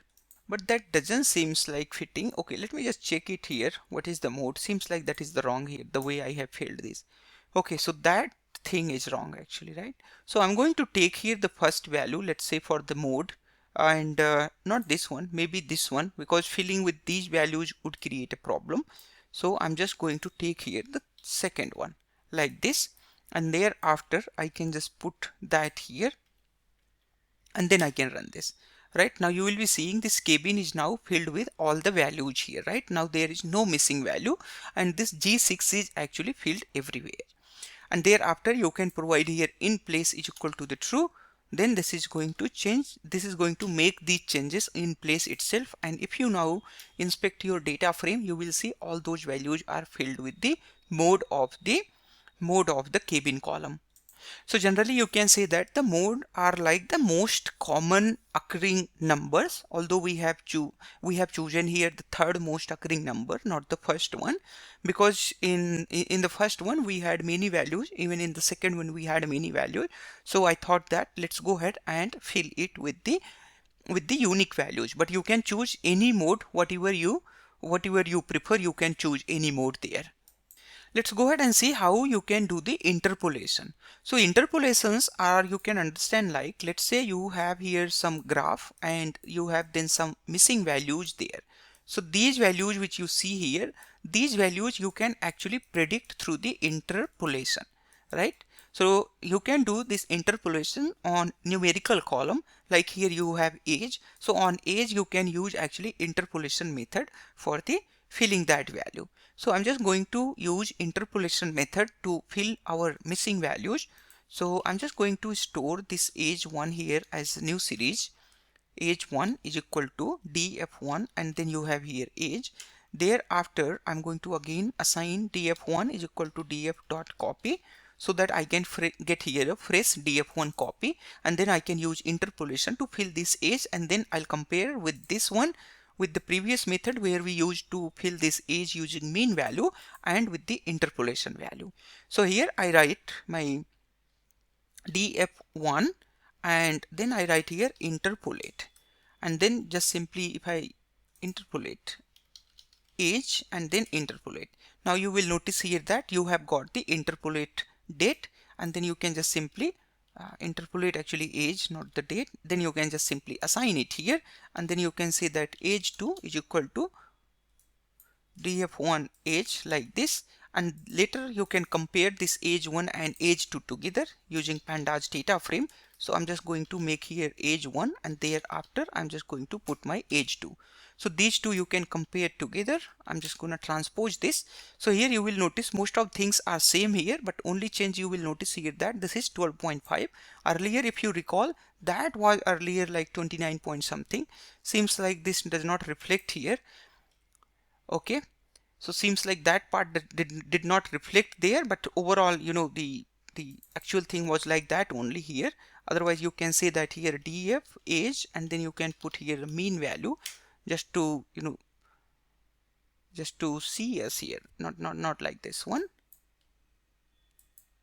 df, then you can say that df, and thereafter you have to actually fill here age, and then fill NA, and thereafter this we can fill just to understand the actual value here. So here you have a 29, and then there is the 22.5, right? So seems like this interpolation method seems like this works better than what we have currently, right? You can see that this is complete age, right? Perfect. So these are the method like you can use for the imputation. There are many more method for the imputation, but as of now you can understand that how you can use these method with the Pandas data frame. Later on when we do our machine learning coding and the data analysis, then at that time you can learn more about the imputation and these kind of the data filling. All right, this is all about in this lesson. I'll see you in next one. Let's go ahead and see how you can use the lambda function here. So we have already seen about the lambda function. This is very concise function writer. You can use the function methods with just a couple of line of code. In fact, in single line of code you can use that. So you can mimic like many line of the code with just single line of code using lambda function. So we'll be using this lambda function a lot throughout our machine learning courses. Let's go ahead and see how we can use this.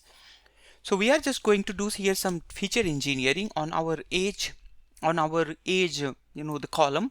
Let's say in this age column, I'm going to add here additional column that says that is the person is child there, right? So I can say that if person is child, if age is less than 18 year, all right. Or you can say that if age is less than 14 year, then you can say that the person is child. Otherwise, if age is in between 14 and 18 year, the person is teen there. So you can do like that. So you can put there the multiple conditions which I have provided you earlier, like you can do something like this to do this. Otherwise you can use here lambda function directly. So you can write here df age, then thereafter you can write dot apply, and here you can write lambda x. So this lambda x going to iterate over each of these rows of each of these values of the age, the data. So here this x, the first value is there, the age there, I mean inside this x, first row comes, then second row, third row, and so on. So here it says that lambda x, then I say here if x is less than 18, and thereafter at the same time I say that if x is greater than 14, all right, then I say the person is actually teen, right? So in that case I say here 1, that's when the person is teen, else I say that here 0.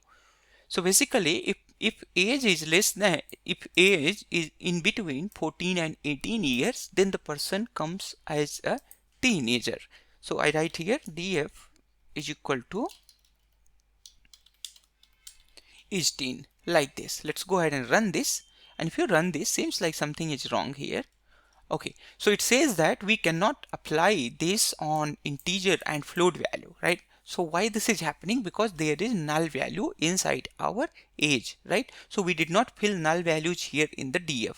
So we have that null value, we filled that in our data frame df1. So we are just going to take this one from here so that I can fill this value here. So I'm just going to put it here, and then I say df age equal to the df age interpolate. So with this I fill all the null values, thereafter I run this. Okay, perfect. Still it seems like error. Let me just put it here inside a single expression. It shouldn't be the error now. Okay, thereafter you have your data frame df here. Now you will check one extra column should be added there. Let me just scroll it here at the end. You will notice here that this extra column is added here, that is age teen, right? So how many teen are there, that you can check with the value count. So you can say here age teen, and thereafter you can say that here value counts. So with this you can check here. So there are 47 person who are actually teen and rest are not teen. Similarly, you can apply the same kind of formula to find out if person is adult. So I'm just going to put it here. So df, and then I say that here adult, df is adult if age is in fact adult we have already done.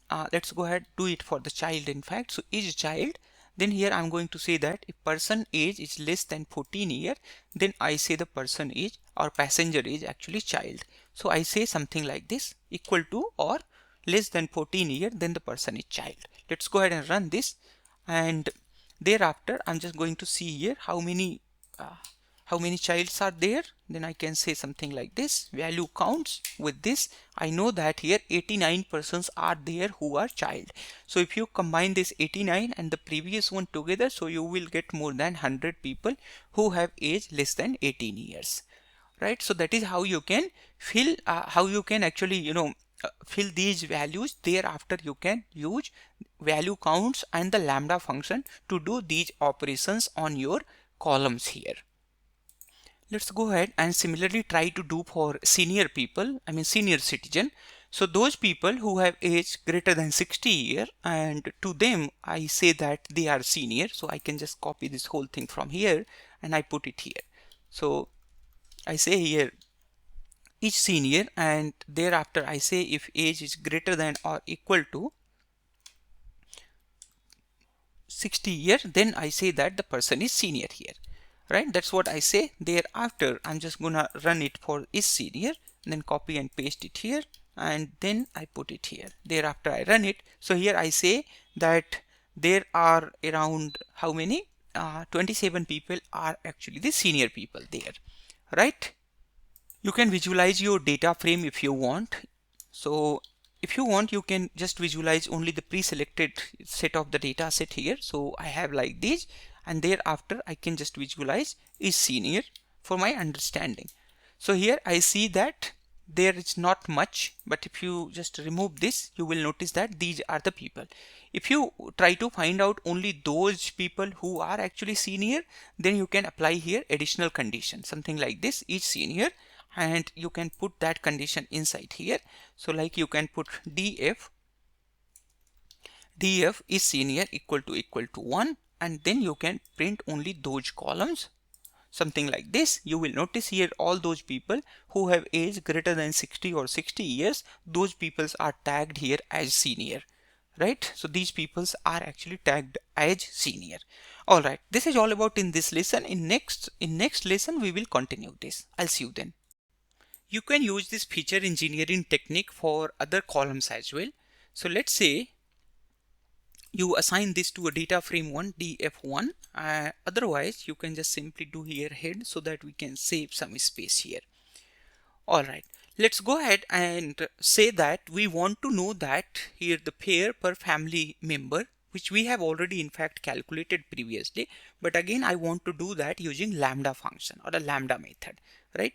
So I say here df, and then I write here a pair per person. All right, so the same thing we have already done, but I'm just going to make here the name change. So I say here pair per family person, something like this. I'm just going to make sure that it has a little bit a different name. Thereafter I write here df dot apply, and then I can say that here there is a lambda function, and then I can apply here a multiple columns, right? I mean I can apply this lambda on a multiple column. So currently you saw here that we apply lambda function on single column, but you can apply lambda function on a multiple column. So to apply lambda on a multiple column, you have to tell here that x is equal to 1. Now this lambda function will be applied on a multiple column.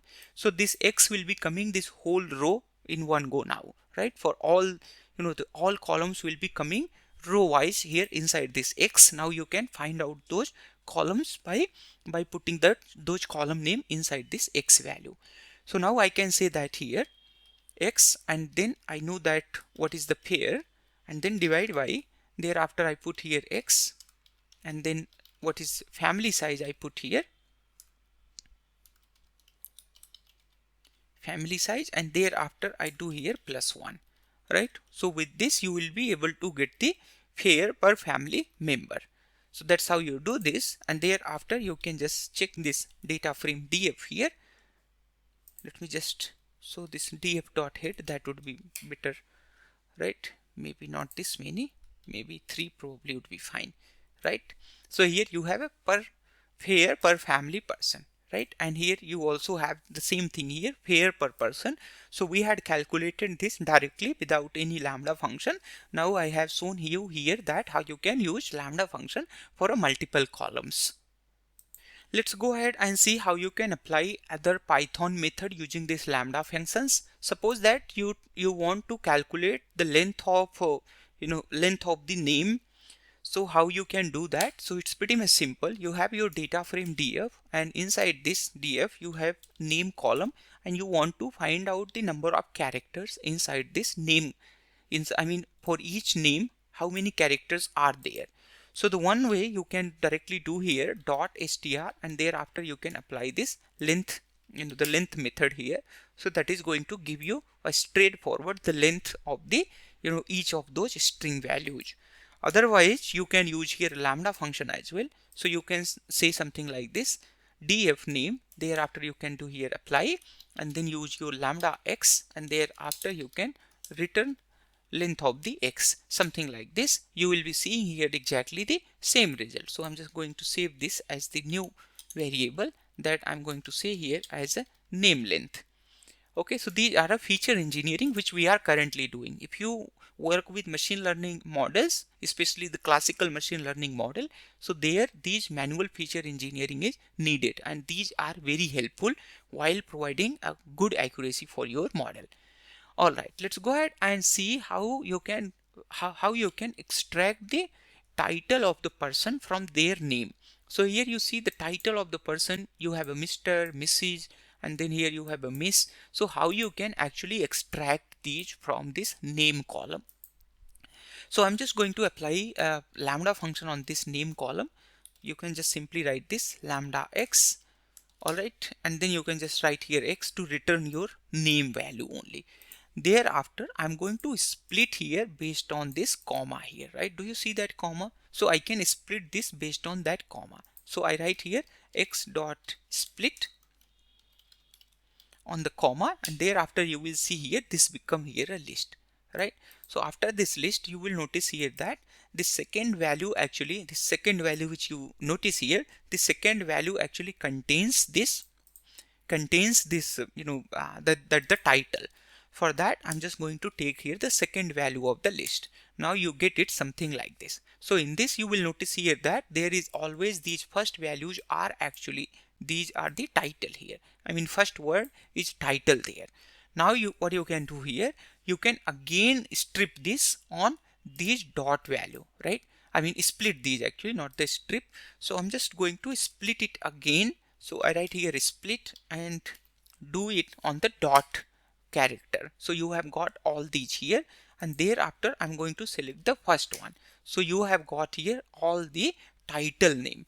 So this is how you can get the title name. Thereafter, finally, you can apply here a strip so that you can actually strip out all the white spaces or additional spaces like this you do here. Now you have got your title name here, or you can say the it's not surname, in fact it's a title actually. So you have it something like this, and thereafter you write it like this, df title is equal to the df name, and so on.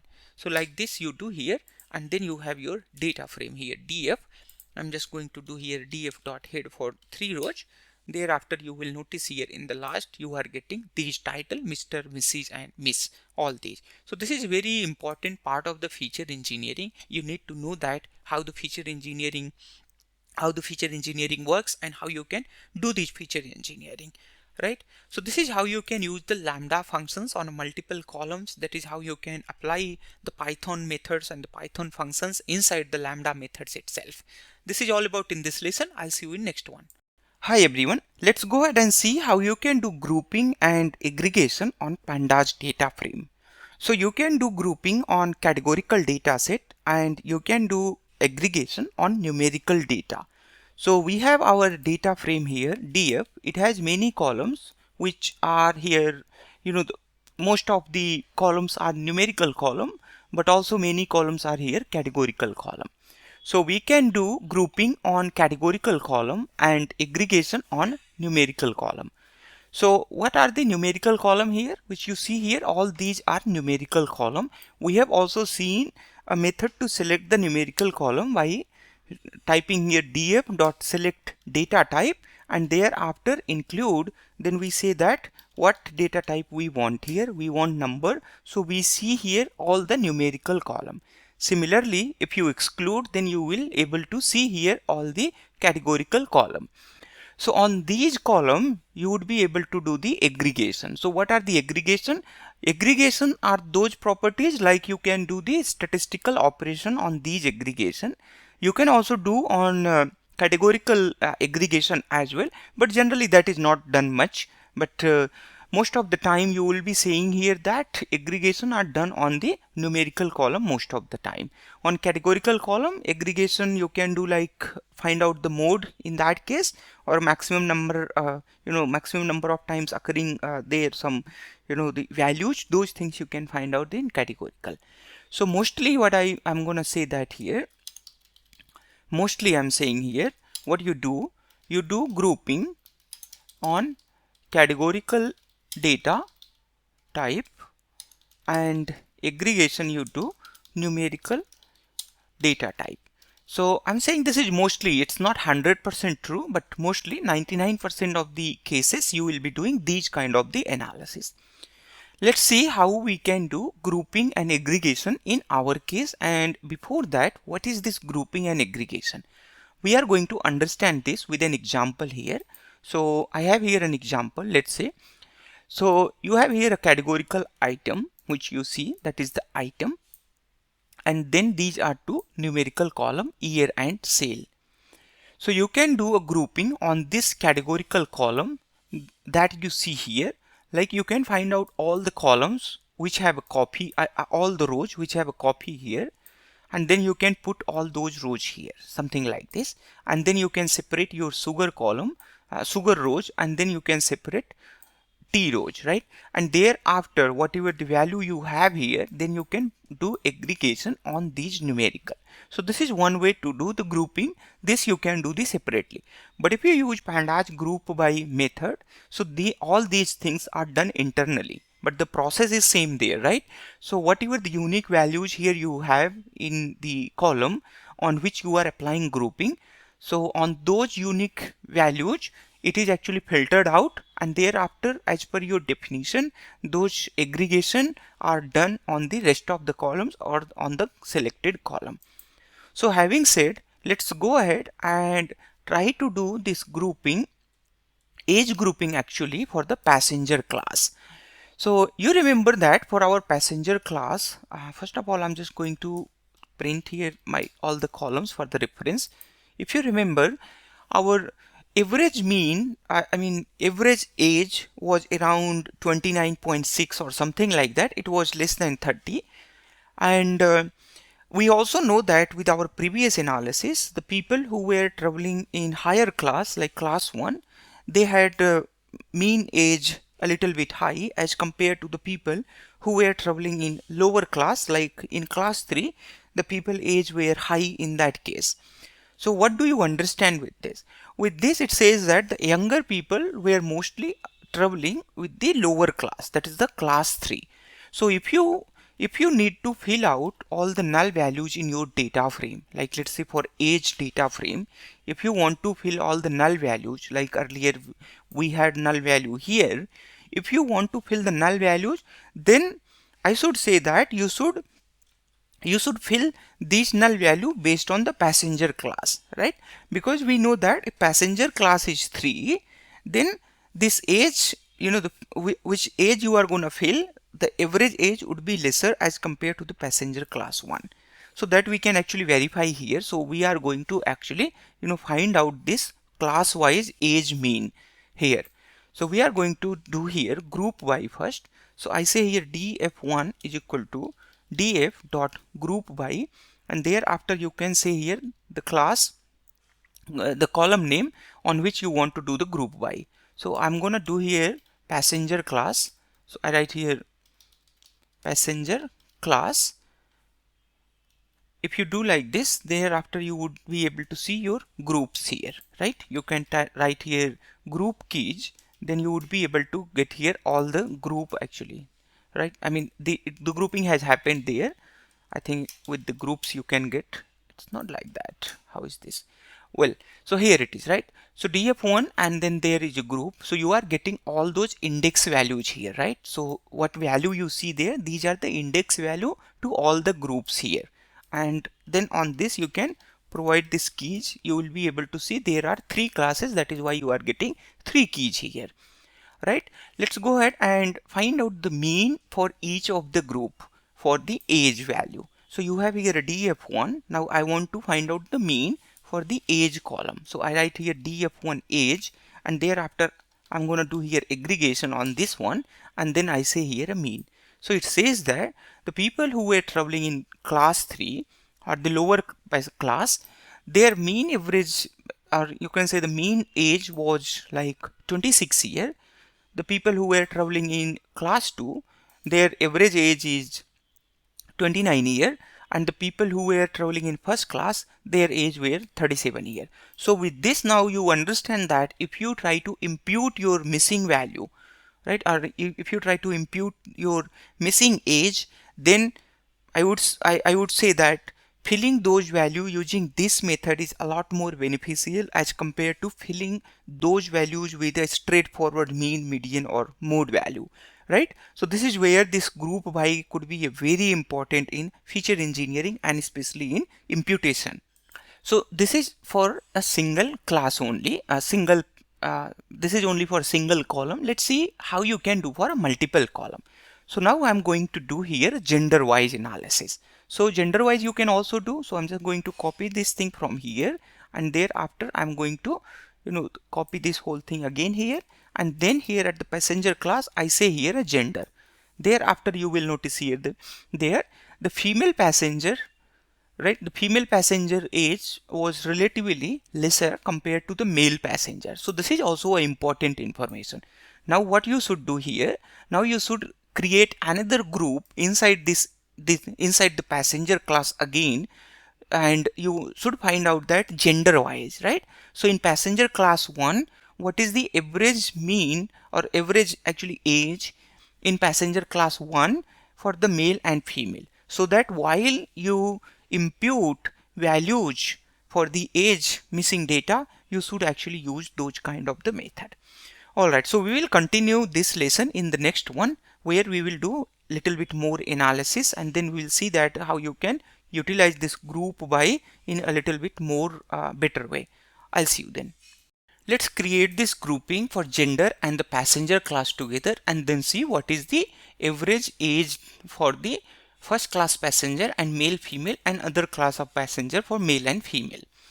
So I'm going to say here df1 is equal to df dot group by, and in this now I have to put multiple columns. So I say I'm just going to first group it gender wise, and thereafter I'll say then do the next level of the grouping on the passenger class wise. So I say here passenger class, something like this. Now the grouping has happened here. You can check here this df1, and then if you check here the groups, now you should be able to get here the multiple groups here, right? So you have a gender female and then the passenger class 1 and so on. Thereafter now I'm going to find out something like this aggregation on our group here. So I write here df1, and thereafter on age column I'm going to do actually the grouping here. So I write here df1 age, and then I'm going to actually find out the aggregation on the age column. So I write here df1 age and then mean. So with this I get here a very nice table. It says that for a female here for passenger class 1, average age is 34 year, and for passenger class 2 for second class average age is here 28 year, and passenger class 3 average age is here 24 year. And here in the male category you have a 39 year, and for second class you have a 30 year, and third class you have a 27 year, right? Do you understand here the importance of this importance of the group by in the data imputation? This would be really very smart way to fill your missing data by doing all these kind of the analysis, instead going just a straightforward and put the values whatever the mean and median. So in this way if you fill your missing data, that is going to be very much beneficial. Let's go ahead and do these aggregation statistics on the multiple columns or multiple statistics. In fact, on multiple column we did. Let's see how you can do these statistics on the multiple columns together. For example, on age we are currently finding out mean. Let's say if we try to find out the mean for the pair, how we can do that. So that part we can also do here. So we have here our df1, and thereafter in this df1 you can just simply put your the column on which you want to apply. So I want to apply on age and pair, and thereafter I say here a mean. So I get here age mean and pair mean. Now I see here the female gender, the female passenger paid really very high fare while traveling in passenger class 1, whereas the male passenger who had passenger class 1, they actually paid lesser than the female passenger. So with this you can see that the ticket price for the female passenger was literally quite high as compared to the male passenger. Similarly, you would also notice here the same pattern here for the passenger class 2 and passenger class 3, right? So that is how you can do this aggregation on the multiple column. I'm sure this type of the analysis would be really very helpful while you start working with your machine learning models. Let's go ahead and see how you can do the multiple aggregation, right? So currently I can do here only mean type of the aggregation on these data type, but let's say if I want to do the mean aggregation on age, but I want to do median aggregation on pair, then how would you do that? So that is also pretty much simple. You just need to apply here aggregation method separately on your group data frame, that is the DF1 currently we have here. So make sure you apply this on a GroupBy data frame. You have here DF1, and thereafter I apply here aggregation. Inside this aggregation I need to put here all the the keys in the form of the dictionary actually. So where I want to apply what type of the aggregation. So I want to apply here on age the two type of aggregation. So I say I want to apply here a mean, and then I also want to apply here a median. And thereafter on pair I also want to apply the same kind of the aggregation here, right? Now you can put your own choice here that whatever the aggregation you want. So for these columns you can choose a different type of the aggregation as per your wish. Otherwise I'm also going to in fact put here one more aggregation. Instead of this mean, I'm just going to put here sum aggregation as well. So now I have a sum, mean and median for the pair, and for the age one we have a mean and median only. Let's go ahead and run this and then see what we get here. So this is what you get here. For female passenger here, what we are seeing currently, the age analysis we have already done, and pair mean analysis we have already done. Now you can also see there the fare sum, right? So the total the fare paid by the female passengers are a lot, not a lot, but at least you can say that at least 20% higher than the male passengers. Although the female count could be less there because the per person the female candidate or female passengers paid a lot compared to the male, so the count of the female would be lesser, but still you would see here the total ticket price paid by the female passenger was higher. And you will notice in second class it is a little bit lesser than this one, and in third class it is a little bit lesser than this one. So with this you can say that here, so the total number of the female passenger were less as compared to the male passenger. Why? Because the mean price was high but the sum price is lesser. That's mean there were less number of passenger traveling, I mean female passengers were there in class 2 and 3. Alright, so that is how you can apply these multiple aggregation on multiple columns together. Let's go ahead and see how you can do the count wise aggregation, right? So count wise aggregation I'm going to do on categorical data set here. So as I told you earlier that you can do the aggregation on the categorical data type as well, but that is not that much famous, right, generally, but yeah, you can do that. So you have here DF1, and thereafter I want to do here embarked categorical. So you can say here like this, embarked, and thereafter value counts. So let's say this information, not DF1, yeah, so this information in fact, yeah, so here I have this information for this one, for embarked, so from where the people actually boarded the ship there. So it says that for female passenger class 1, so these were the counts. So the mostly actually the people the boarded the ship from the I think what was the name, that I think S for Southampton, yeah, so it was the Southampton. Then we have here the Cherbourg, and then we had here Queenstown, right? So Southampton and Cherbourg and then Queenstown. Right at the south, right? So at the Southampton, 48 people actually boarded the ship, and at the Cherbourg, 43 passenger boarded the train. And here in the passenger class 2, the mostly actually the people came from the Southampton. Similarly, in the male category, you can see here that mostly the people came from the Southampton, and here in also passenger class 3, the mostly people came from the Southampton. The very less number of people actually came from the Queenstown, that you can compare from these analysis as well. So this is one way to get the value count. So on the aggregated value, on the actually the group by columns, on the gender and the passenger class. So there is other way to do this, the value count. If you just want to do on, a fresh column, on fresh data frame, so you can do it something like this. Other than this, you can also use here aggregation and group by on embarked column, so that you can do like this: df1 is equal to the df dot group by, and here I'm going to say here embarked, and then you have your df1, that is the group by, and on this df1 I'm going to apply my group by here.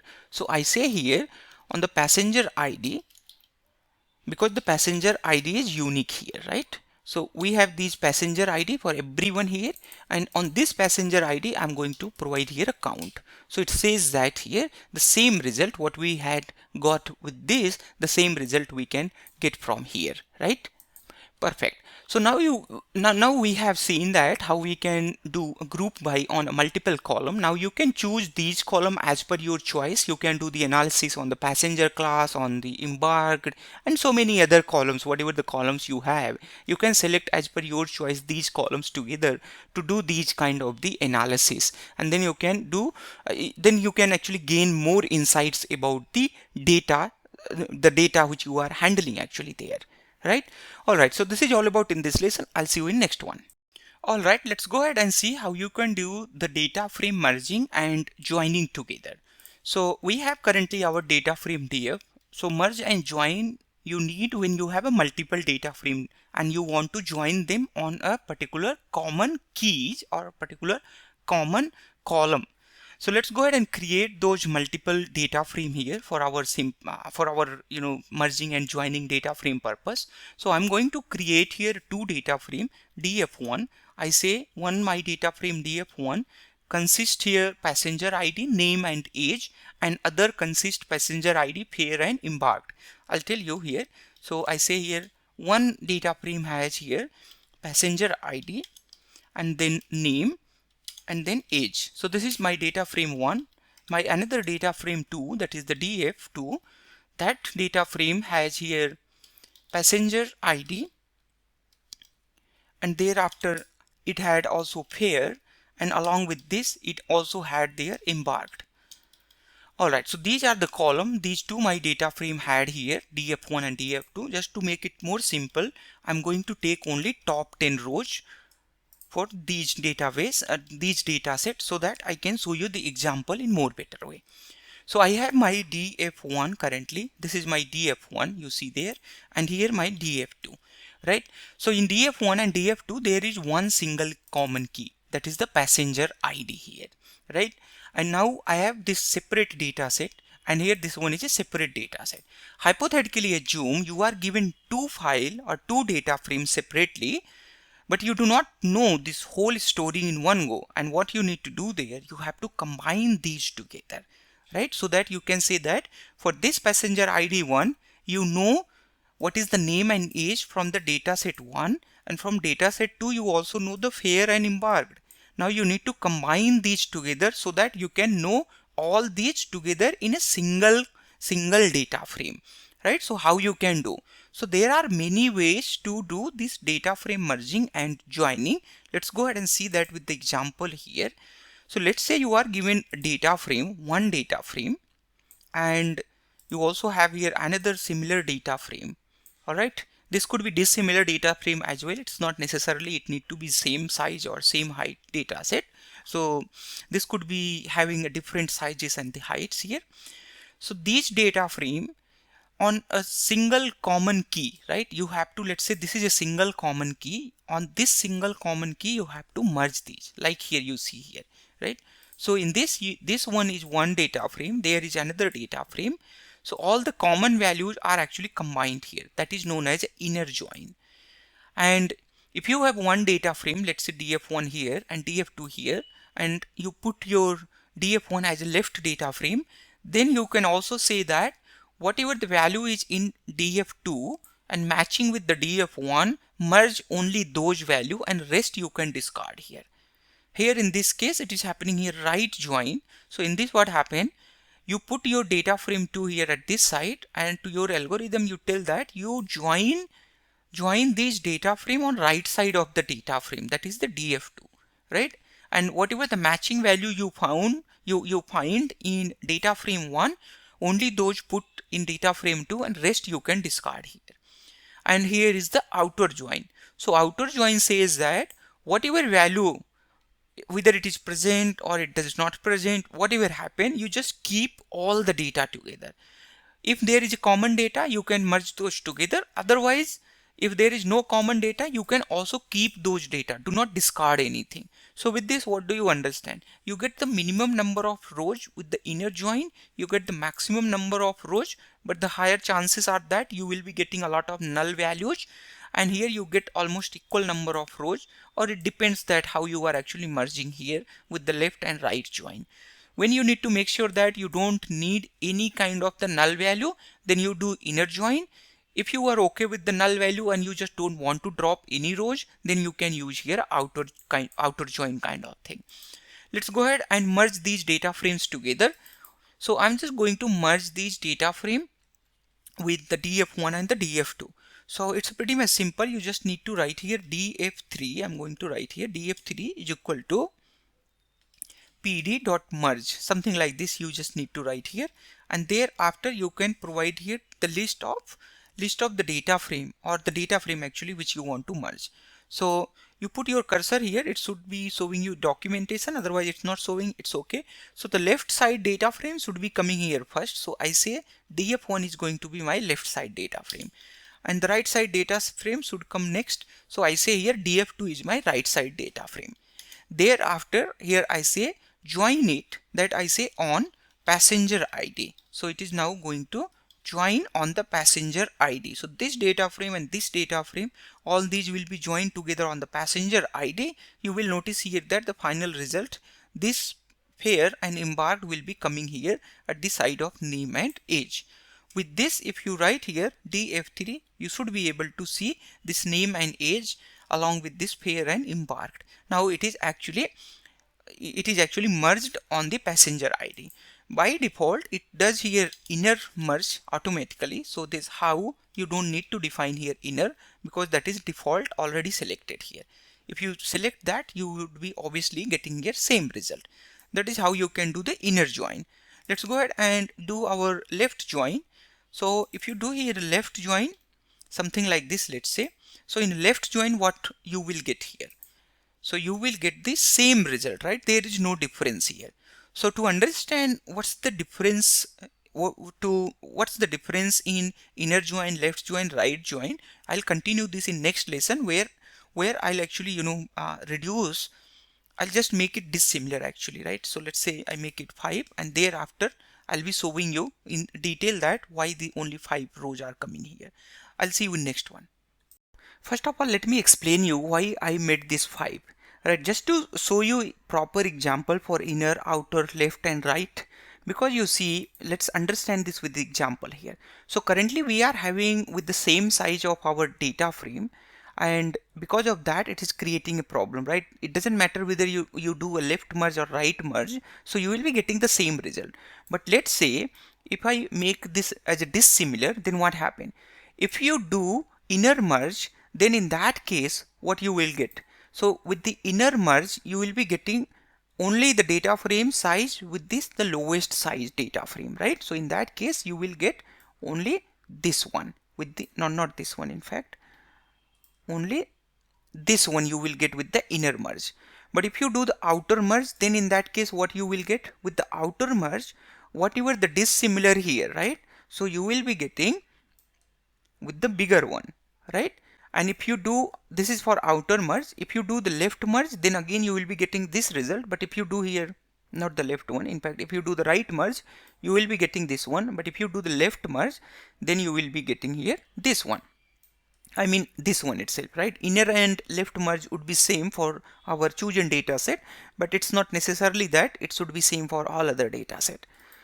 Right, let's go ahead and try it out. So currently we have our df1 and df2. Just for the sake of completeness, I'm just going to print these again here. So I have my df1 here that have just 5 rows, and df2 has a 10 rows total, right? So if I do here inner merge here, so only those passenger ID which are common in df1 and df2 both, only those are actually combined here. So I see here that what are the passenger ID we have common in df1 df2? Only these passenger ID till 5 we have common in our df1 and df2. That is why we are actually seeing only top 5 result if we do inner merge. If we do left merge, like I explained you here, that even though if we do here left merge, we will be getting the same size like here we see. Let's go ahead and do that. So I do here left merge, and thereafter I run, I get the same size here, right? Why? Because our df1 data frame is left side data frame. So whatever the common value present in df2, it's going to merge with this data frame.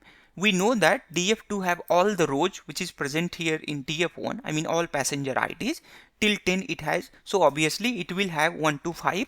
So that is why it is merging these top 5 rows with the df1.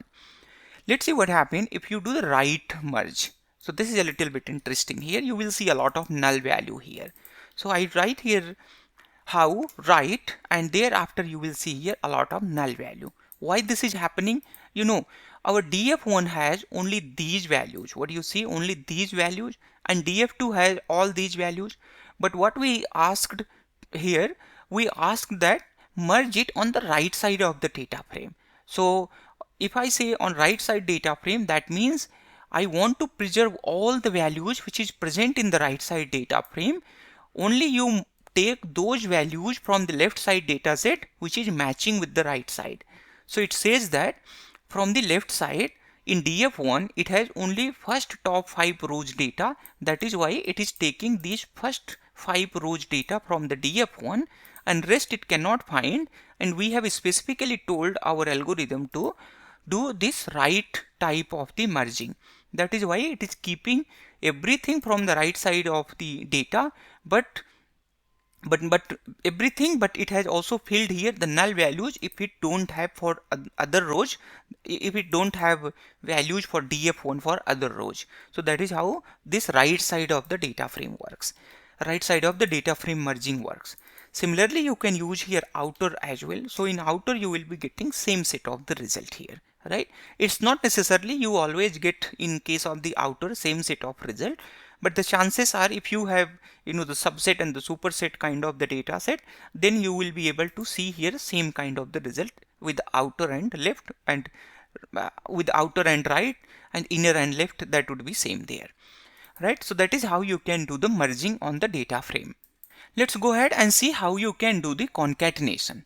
So the concatenation is also important. Let's say you have a data frame and you want to concatenate that data. So how you can do that? So concatenation is like you have a separate data frame, right? So let's say you have here, I'm just going to draw here. You have one data frame like this.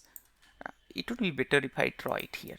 So you have one data frame like this, and here you have also again another data frame like this. So these two data frame you have.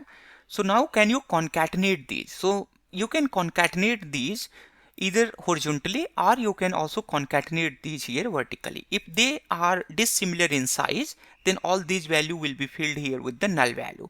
If you do here if you do it as horizontally concatenation, let's say make it a little bit larger, so all the null value which you see, I mean these data frame don't have these values here what you see here, so these values will be filled with the null value in case of the horizontal concatenation, but in case of the vertical concatenation these values will be filled as the null value. Let's go ahead and see this with the example here. So I can do simply write pd.concat, and in this I can provide the list of the data frame which I want to concatenate. I want to concatenate here df1 and df2. Let's go ahead and see what happens here. So in df1 and df2 concatenation happened here, and you see that how this concatenation happened here. So basically what it does here, it took our data frame, first data frame, and thereafter it took our second data frame, right? And in second data frame it knew that we don't have the common column between this and this other than the passenger ID. That's what you see here. Passenger ID is not null for any of the rows. It's completely there, but other things we already know with our data frame, that for this data frame we do not have pair and embarked, and for this data frame we do not have age and what was that, age and name. So we don't have age and name, so it is going to fill all the age and name with the null value here. And for this data frame we know embarked and pair we don't have, so those are going to be filled with the null values here. So this we can see with our example here as well. By default it is merging vertically, that is defined by the axis. So axis 0 means merge it vertically, but if you define here axis 1, then it is going to merge it horizontally. So you just run this, now you will notice it is merged here horizontally. So how this horizontally happening here, let's go ahead and see here what happens here.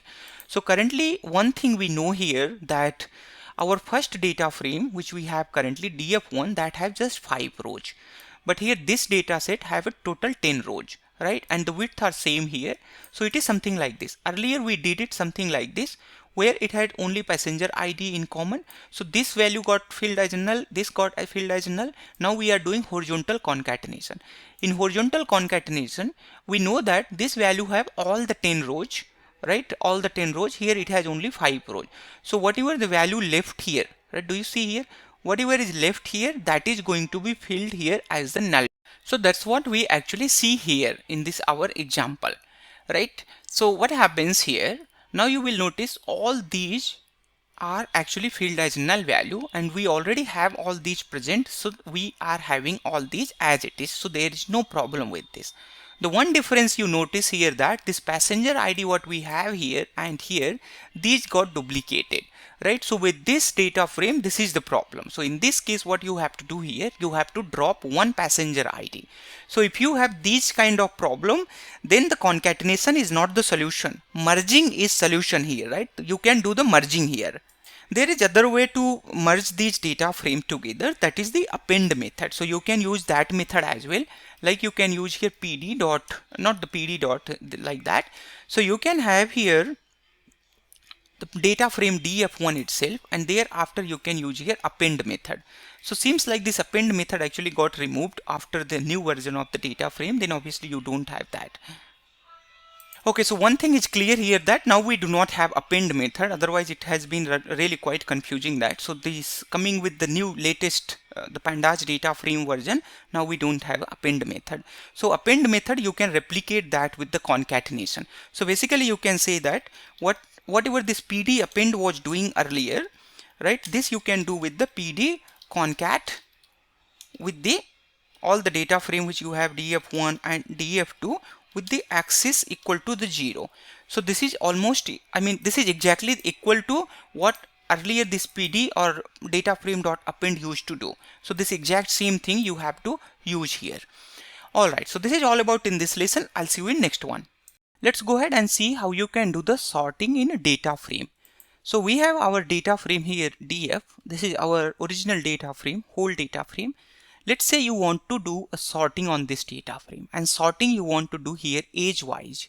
Alright, so the people who have lesser age, those people should come first, and other people who have higher age, and those comes there in the last. Then how would you do that? It's pretty much simple. You can do here df dot sort values. So with the sort values you can sort with the particular column values. Let's say I select here age, so I say here by age. So with this you would be able to sort it into ascending order. So the people or the passenger who have the lowest age, those are coming here at the first location, and the passenger who has the highest age, that passenger is coming here at the last location. That passenger have 80 years, that's the highest age, and that's the male passenger. Okay, that is how you can do the sorting. It's a straightforward in ascending order. Let's say if you want to do it in a descending order, then you can say here that ascending is false. If you do like that, that means it need to be done in descending order. So you will see here the highest value at the first location and the lowest value at the last location. Alright, that's how you can do the sorting. It's pretty much simple. Let's see how you can do the sorting on the multiple column.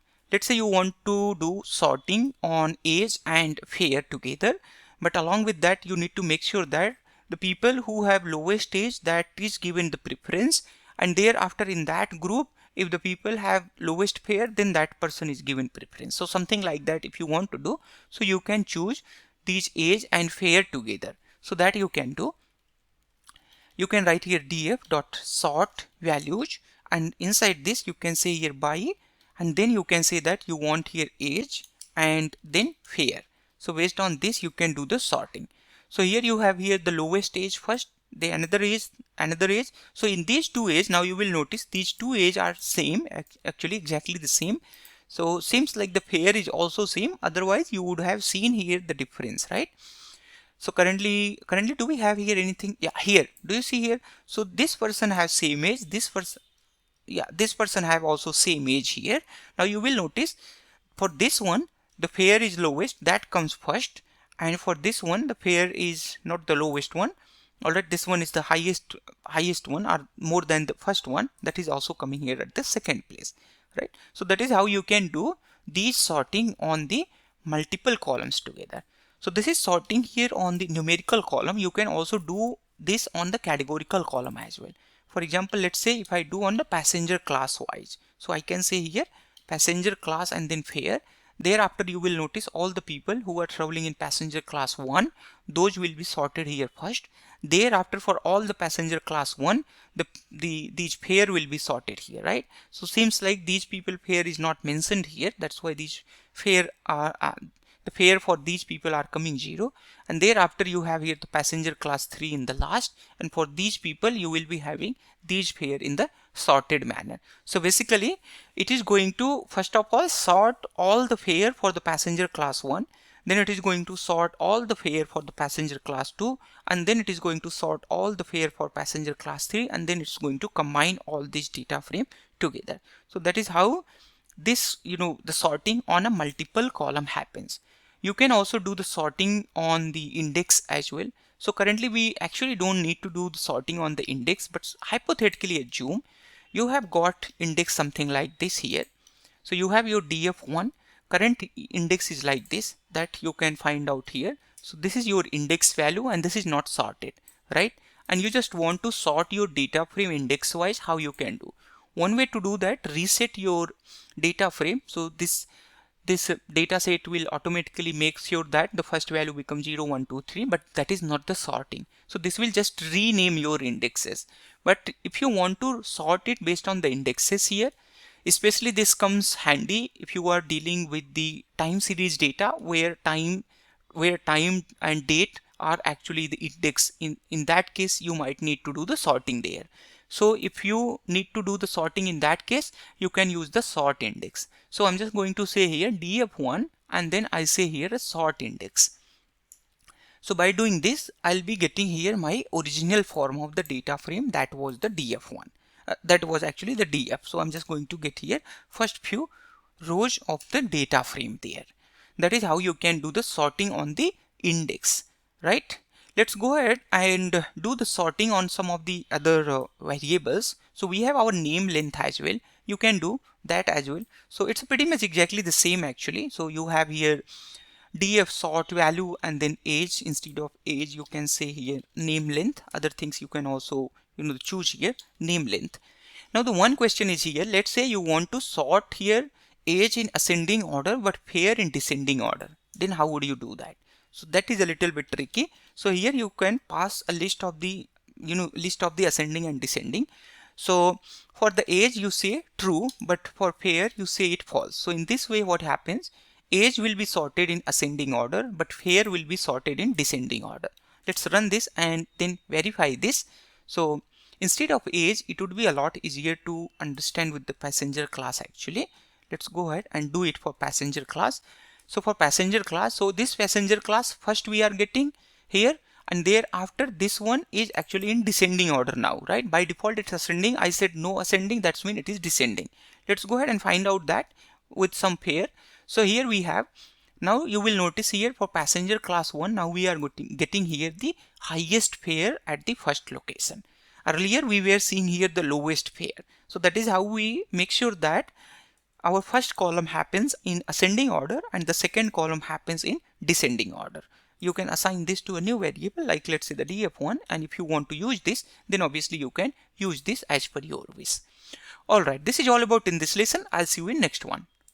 Alright, let's go ahead and see how you can handle categorical data. So first of all, I'm going to do a little bit analysis on my gender column. So here I have df gender, and on this gender I want to find out what is the data type of this column. So it says that it is object data type. Let's change this object data type to a categorical data type. So you can just simply take this value here, and thereafter you can say that here as type, and thereafter you can say here the category. So with this you will notice now it has changed to a categorical data type. So the question can come here, what is the benefit of doing this? Because you see here this object data type, this is default data type in Pandas data frame.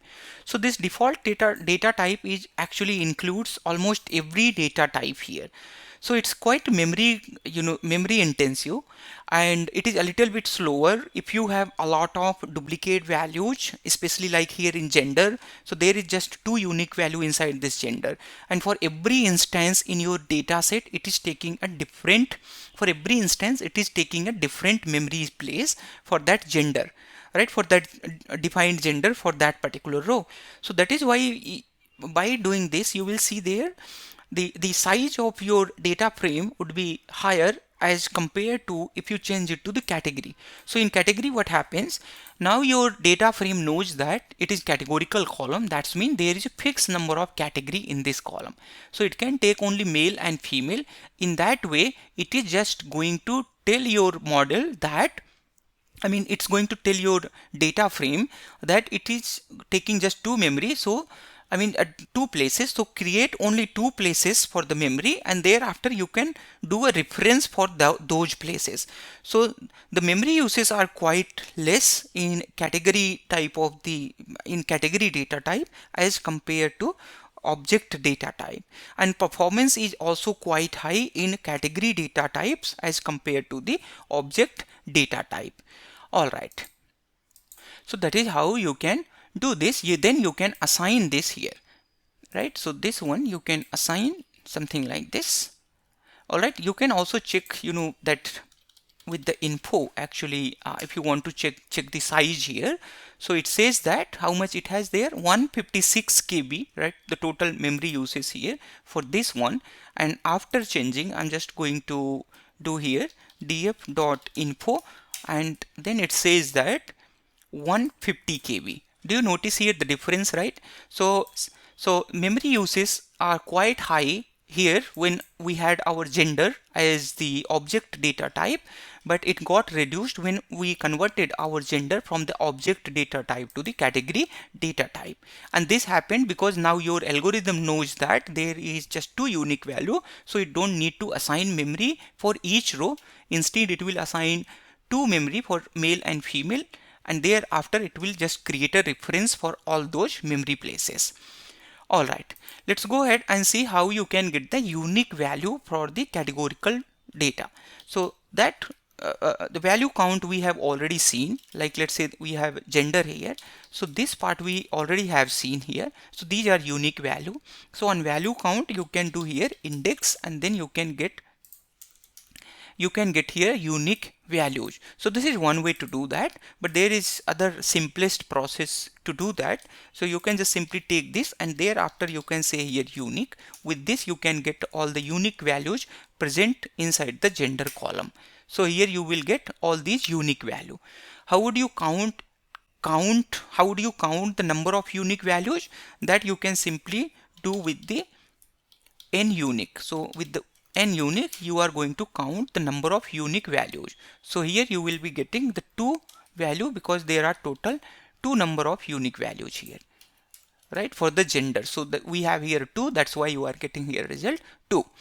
Let's go ahead and convert our categories with some categorical code. For example, this df gender, I want to convert it with some categorical code. So you can say here dot cat, and thereafter you can convert it with some coding kind of things, right? So now it has become here numerical data type. Now our categorical data type has been coded as 1 and 0. So now it has become here a categorical, this categorical coding converted this df gender into a numerical data type. Something like this you can do as well. If your machine learning model wish to take only numerical data, then obviously you have to do it something like this only. What are other ways to do this encoding? There are other ways to do this encoding as well. You can use pd.getDummies as well to do this, to get these encoding. So you can write here pd.getDummies, and thereafter you can put here the column for which you want these dummies. So you can put here gender. Let's say for gender I want here. Thereafter you can just simply run here, right? So with this get dummies, you are getting here male and female. So for a particular column, if male person is male, then it's a true. If it is female, then it's true, right? So a single column got converted here into a multiple column. So this is kind of the categorical data encoding. This is very useful when you train your machine learning model, especially in natural language processing task where you deal with a lot of the text data. Then you have to do these kind of things there, like the categorical encoding. All this stuff is needed in ML. Because by default ML algorithms are not designed to handle categorical data. They are designed to handle numerical data. So you have to convert your categorical data with the numerical data. Alright, let's go ahead and just assign it to some variable. I'm just going to say here, let's say the gender, like this. You can also write here as type to convert it to 0 and 1. So you can say here as type, and then you can say here integer. And now you will notice here your gender will be having here 0 and 1 only. Alright, having said that, let's go ahead and see how you can actually map or change values. For example, you have your df gender here currently, and it's written here male and female. Let's say you want to define these with m and f. How would you do that? One way to do this, you can use a lambda function, right? So you can use here dot apply, and thereafter you can use here lambda, and then you can say here x, and then you can say that if x equal to male, then replace it with, if it is like that, then replace it with male. Otherwise you can replace it with female. Else you can put in fact here else, and then replace it with female first initial, that is f. So one way you can do like this. So what are other way? There are other ways also you can do like that, right? So you can do something like this. You can use replace method here to do that. So you can write here like gender and then replace, and here you can put the the dictionary to replace. So I say here you need to replace male with m initial, and then you can replace female with f initial, something like this you can also do. Now you will notice here that this is going to create a problem in future, right? So currently it says that this is okay as of now, but in future this is going to create a problem to you. So you cannot do on a categorical data type, right? So there are other method to use this. So you can use this rename categories method basically, right? So what you can do here, you can write like this. You have your series here df gender, and then you can say that here rename, what you have this actually the category, and thereafter rename categories, and inside this rename categories then you can pass this dictionary what you had there to rename these, right? So currently we can just remove this one. Now you will not see any warning there. So this is third way to make these changes.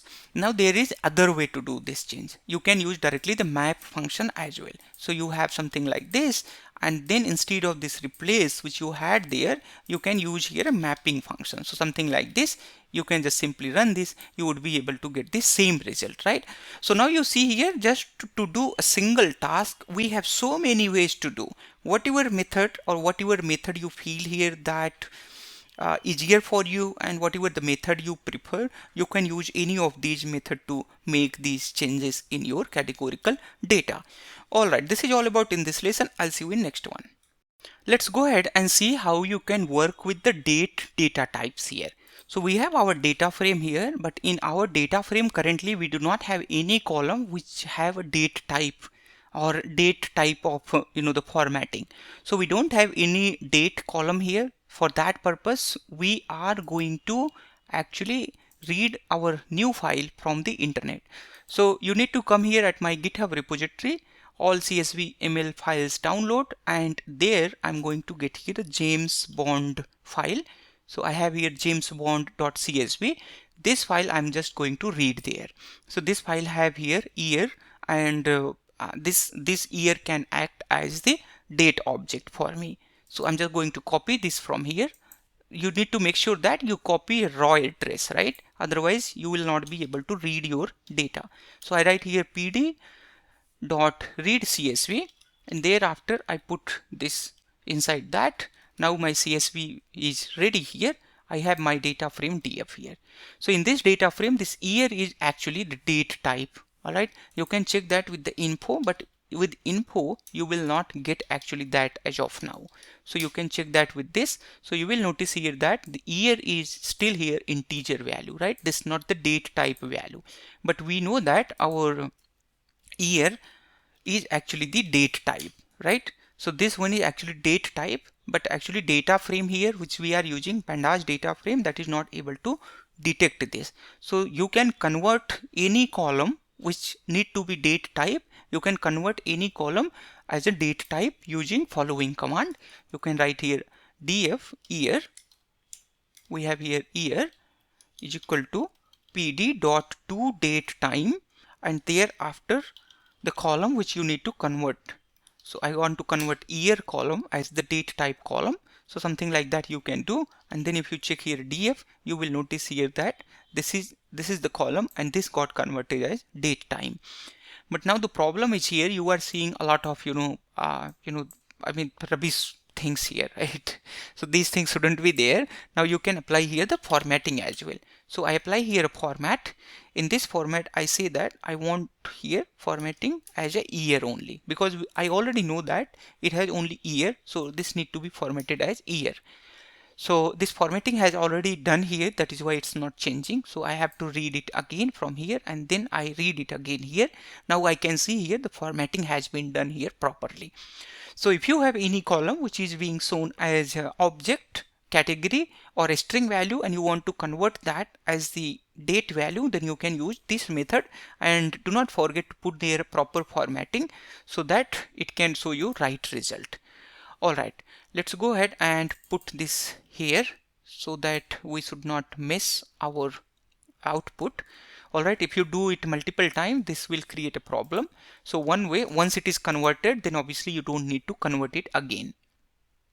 Alright, let's go ahead and try to find out what is the year, what is the month, and what is the day from your data, from your column. So currently obviously we know that it is 1st January for every rows, but hypothetically assume if you have a full of date object here, then how you can extract those individual year, month, and day. So it's pretty much simple. You can just simply write here year. Once you convert it into a date time object, then you can use this method very easily. You can then say here dt, that is the date time object. Then you can say that year. Then it says that all the years you will get. Similarly, you can just copy this whole thing and paste it here. Then you can say that a month, you are going to get all the month. Then you can just copy, not this one, not this one. Then you can just simply copy this and paste it here. Then you can say here month name. So you are going to get all the month name here. Doesn't seems like month name. Okay, so here month name is working here, so all the month name. Similarly, you can get it for the day as well. So you can put here the date, day of week, so many things, right? All those things you can put there. I mean, you can use to extract from your data. Alright, let's go ahead and see how you can get the current date from the pandas data frame. We have already seen how you can get it from the NumPy, how you can get it from the Python itself. We are now going to see how you can get it from the pandas data frame. So you can simply write here pd dot to date time, and inside this you need to say here that convert now into a date time object. Like this, you will be able to see that this is a current date time, and you can now choose year from this if you want, like this. And like we had seen here previously, you can actually copy all other things as well. For example, you can say here that month name, let's say I want to see, so it says that it's August, and thereafter you can just copy and paste it here. Let's say I want here day name, and then it says that here this is Thursday, right? So like this, you can use this date time object in Pandas data frame for your analysis. Once it is converted in date time object, then you can do here a date time kind of filtering on your data set as well. For example, you have your data frame here. This is now converted as a date time object that you can check here with the info as well. So you have a df.info, and in this it says that this year is actually the date time object now. Let's go ahead and do the filtering. Filter out all the movies of the James Bond after 2000 year. So you can do like this, df and then year only. Alright, not this one. Yeah, here you have year, and thereafter you can do the filtering. So here I'm just going to filter out with the 2000, right? So it's going to filter out all those movies. Not this one, not this one, not this one. You have to actually convert this into a date time object. So you can write here pd to date time, and inside this date time we have to put that 2000 like this. Alright, now here I see all the movies which are done after 2000 year. Similarly, you can do like this as well, all the movies which are actually released before year 2000. Similarly, you can do all the movies released in 2000 year. So there is no movie released in this year. So you can use this method to find out all the movie released after this, right? Let's go ahead and see how you can create the Pandas data frame range. Let's say you are working with the time series data and you want to create a data set for a particular set of dates. How you can do that? So you can use here pd.dateRange, and in this you can define start date. So I say here my start date is going to be, let's say, the 2000 here, and then end date is going to be the 2002, and thereafter I say here the frequency. So what should be the frequency? By default frequency I say is going to be week here. Now you will notice here that by default this string value got converted as here date time object, and it has created this date here, right? So it started here first week from the 2nd January of 2000, and thereafter here the 9th and then 16th. So these are actually coming here week wise. Similarly, you can do here day wise as well if you want. So it is starting from the 1st January, and similarly you can say here month wise if you want, right? So seems like month is deprecated, and it says that please use ME for the month wise. So I'm going to use here ME. Now you will notice here this is coming month wise, and it automatically find out here that this February in 2000 year was 29 days month. Now that is why it is given here 29 February. Similarly, if you run it for so many years, it will automatically find out that whenever February is going to have 29 days, it will keep those. So this is beauty of this Pandas date time object. Alright, so this is all about in this lesson. I'll see you in next one.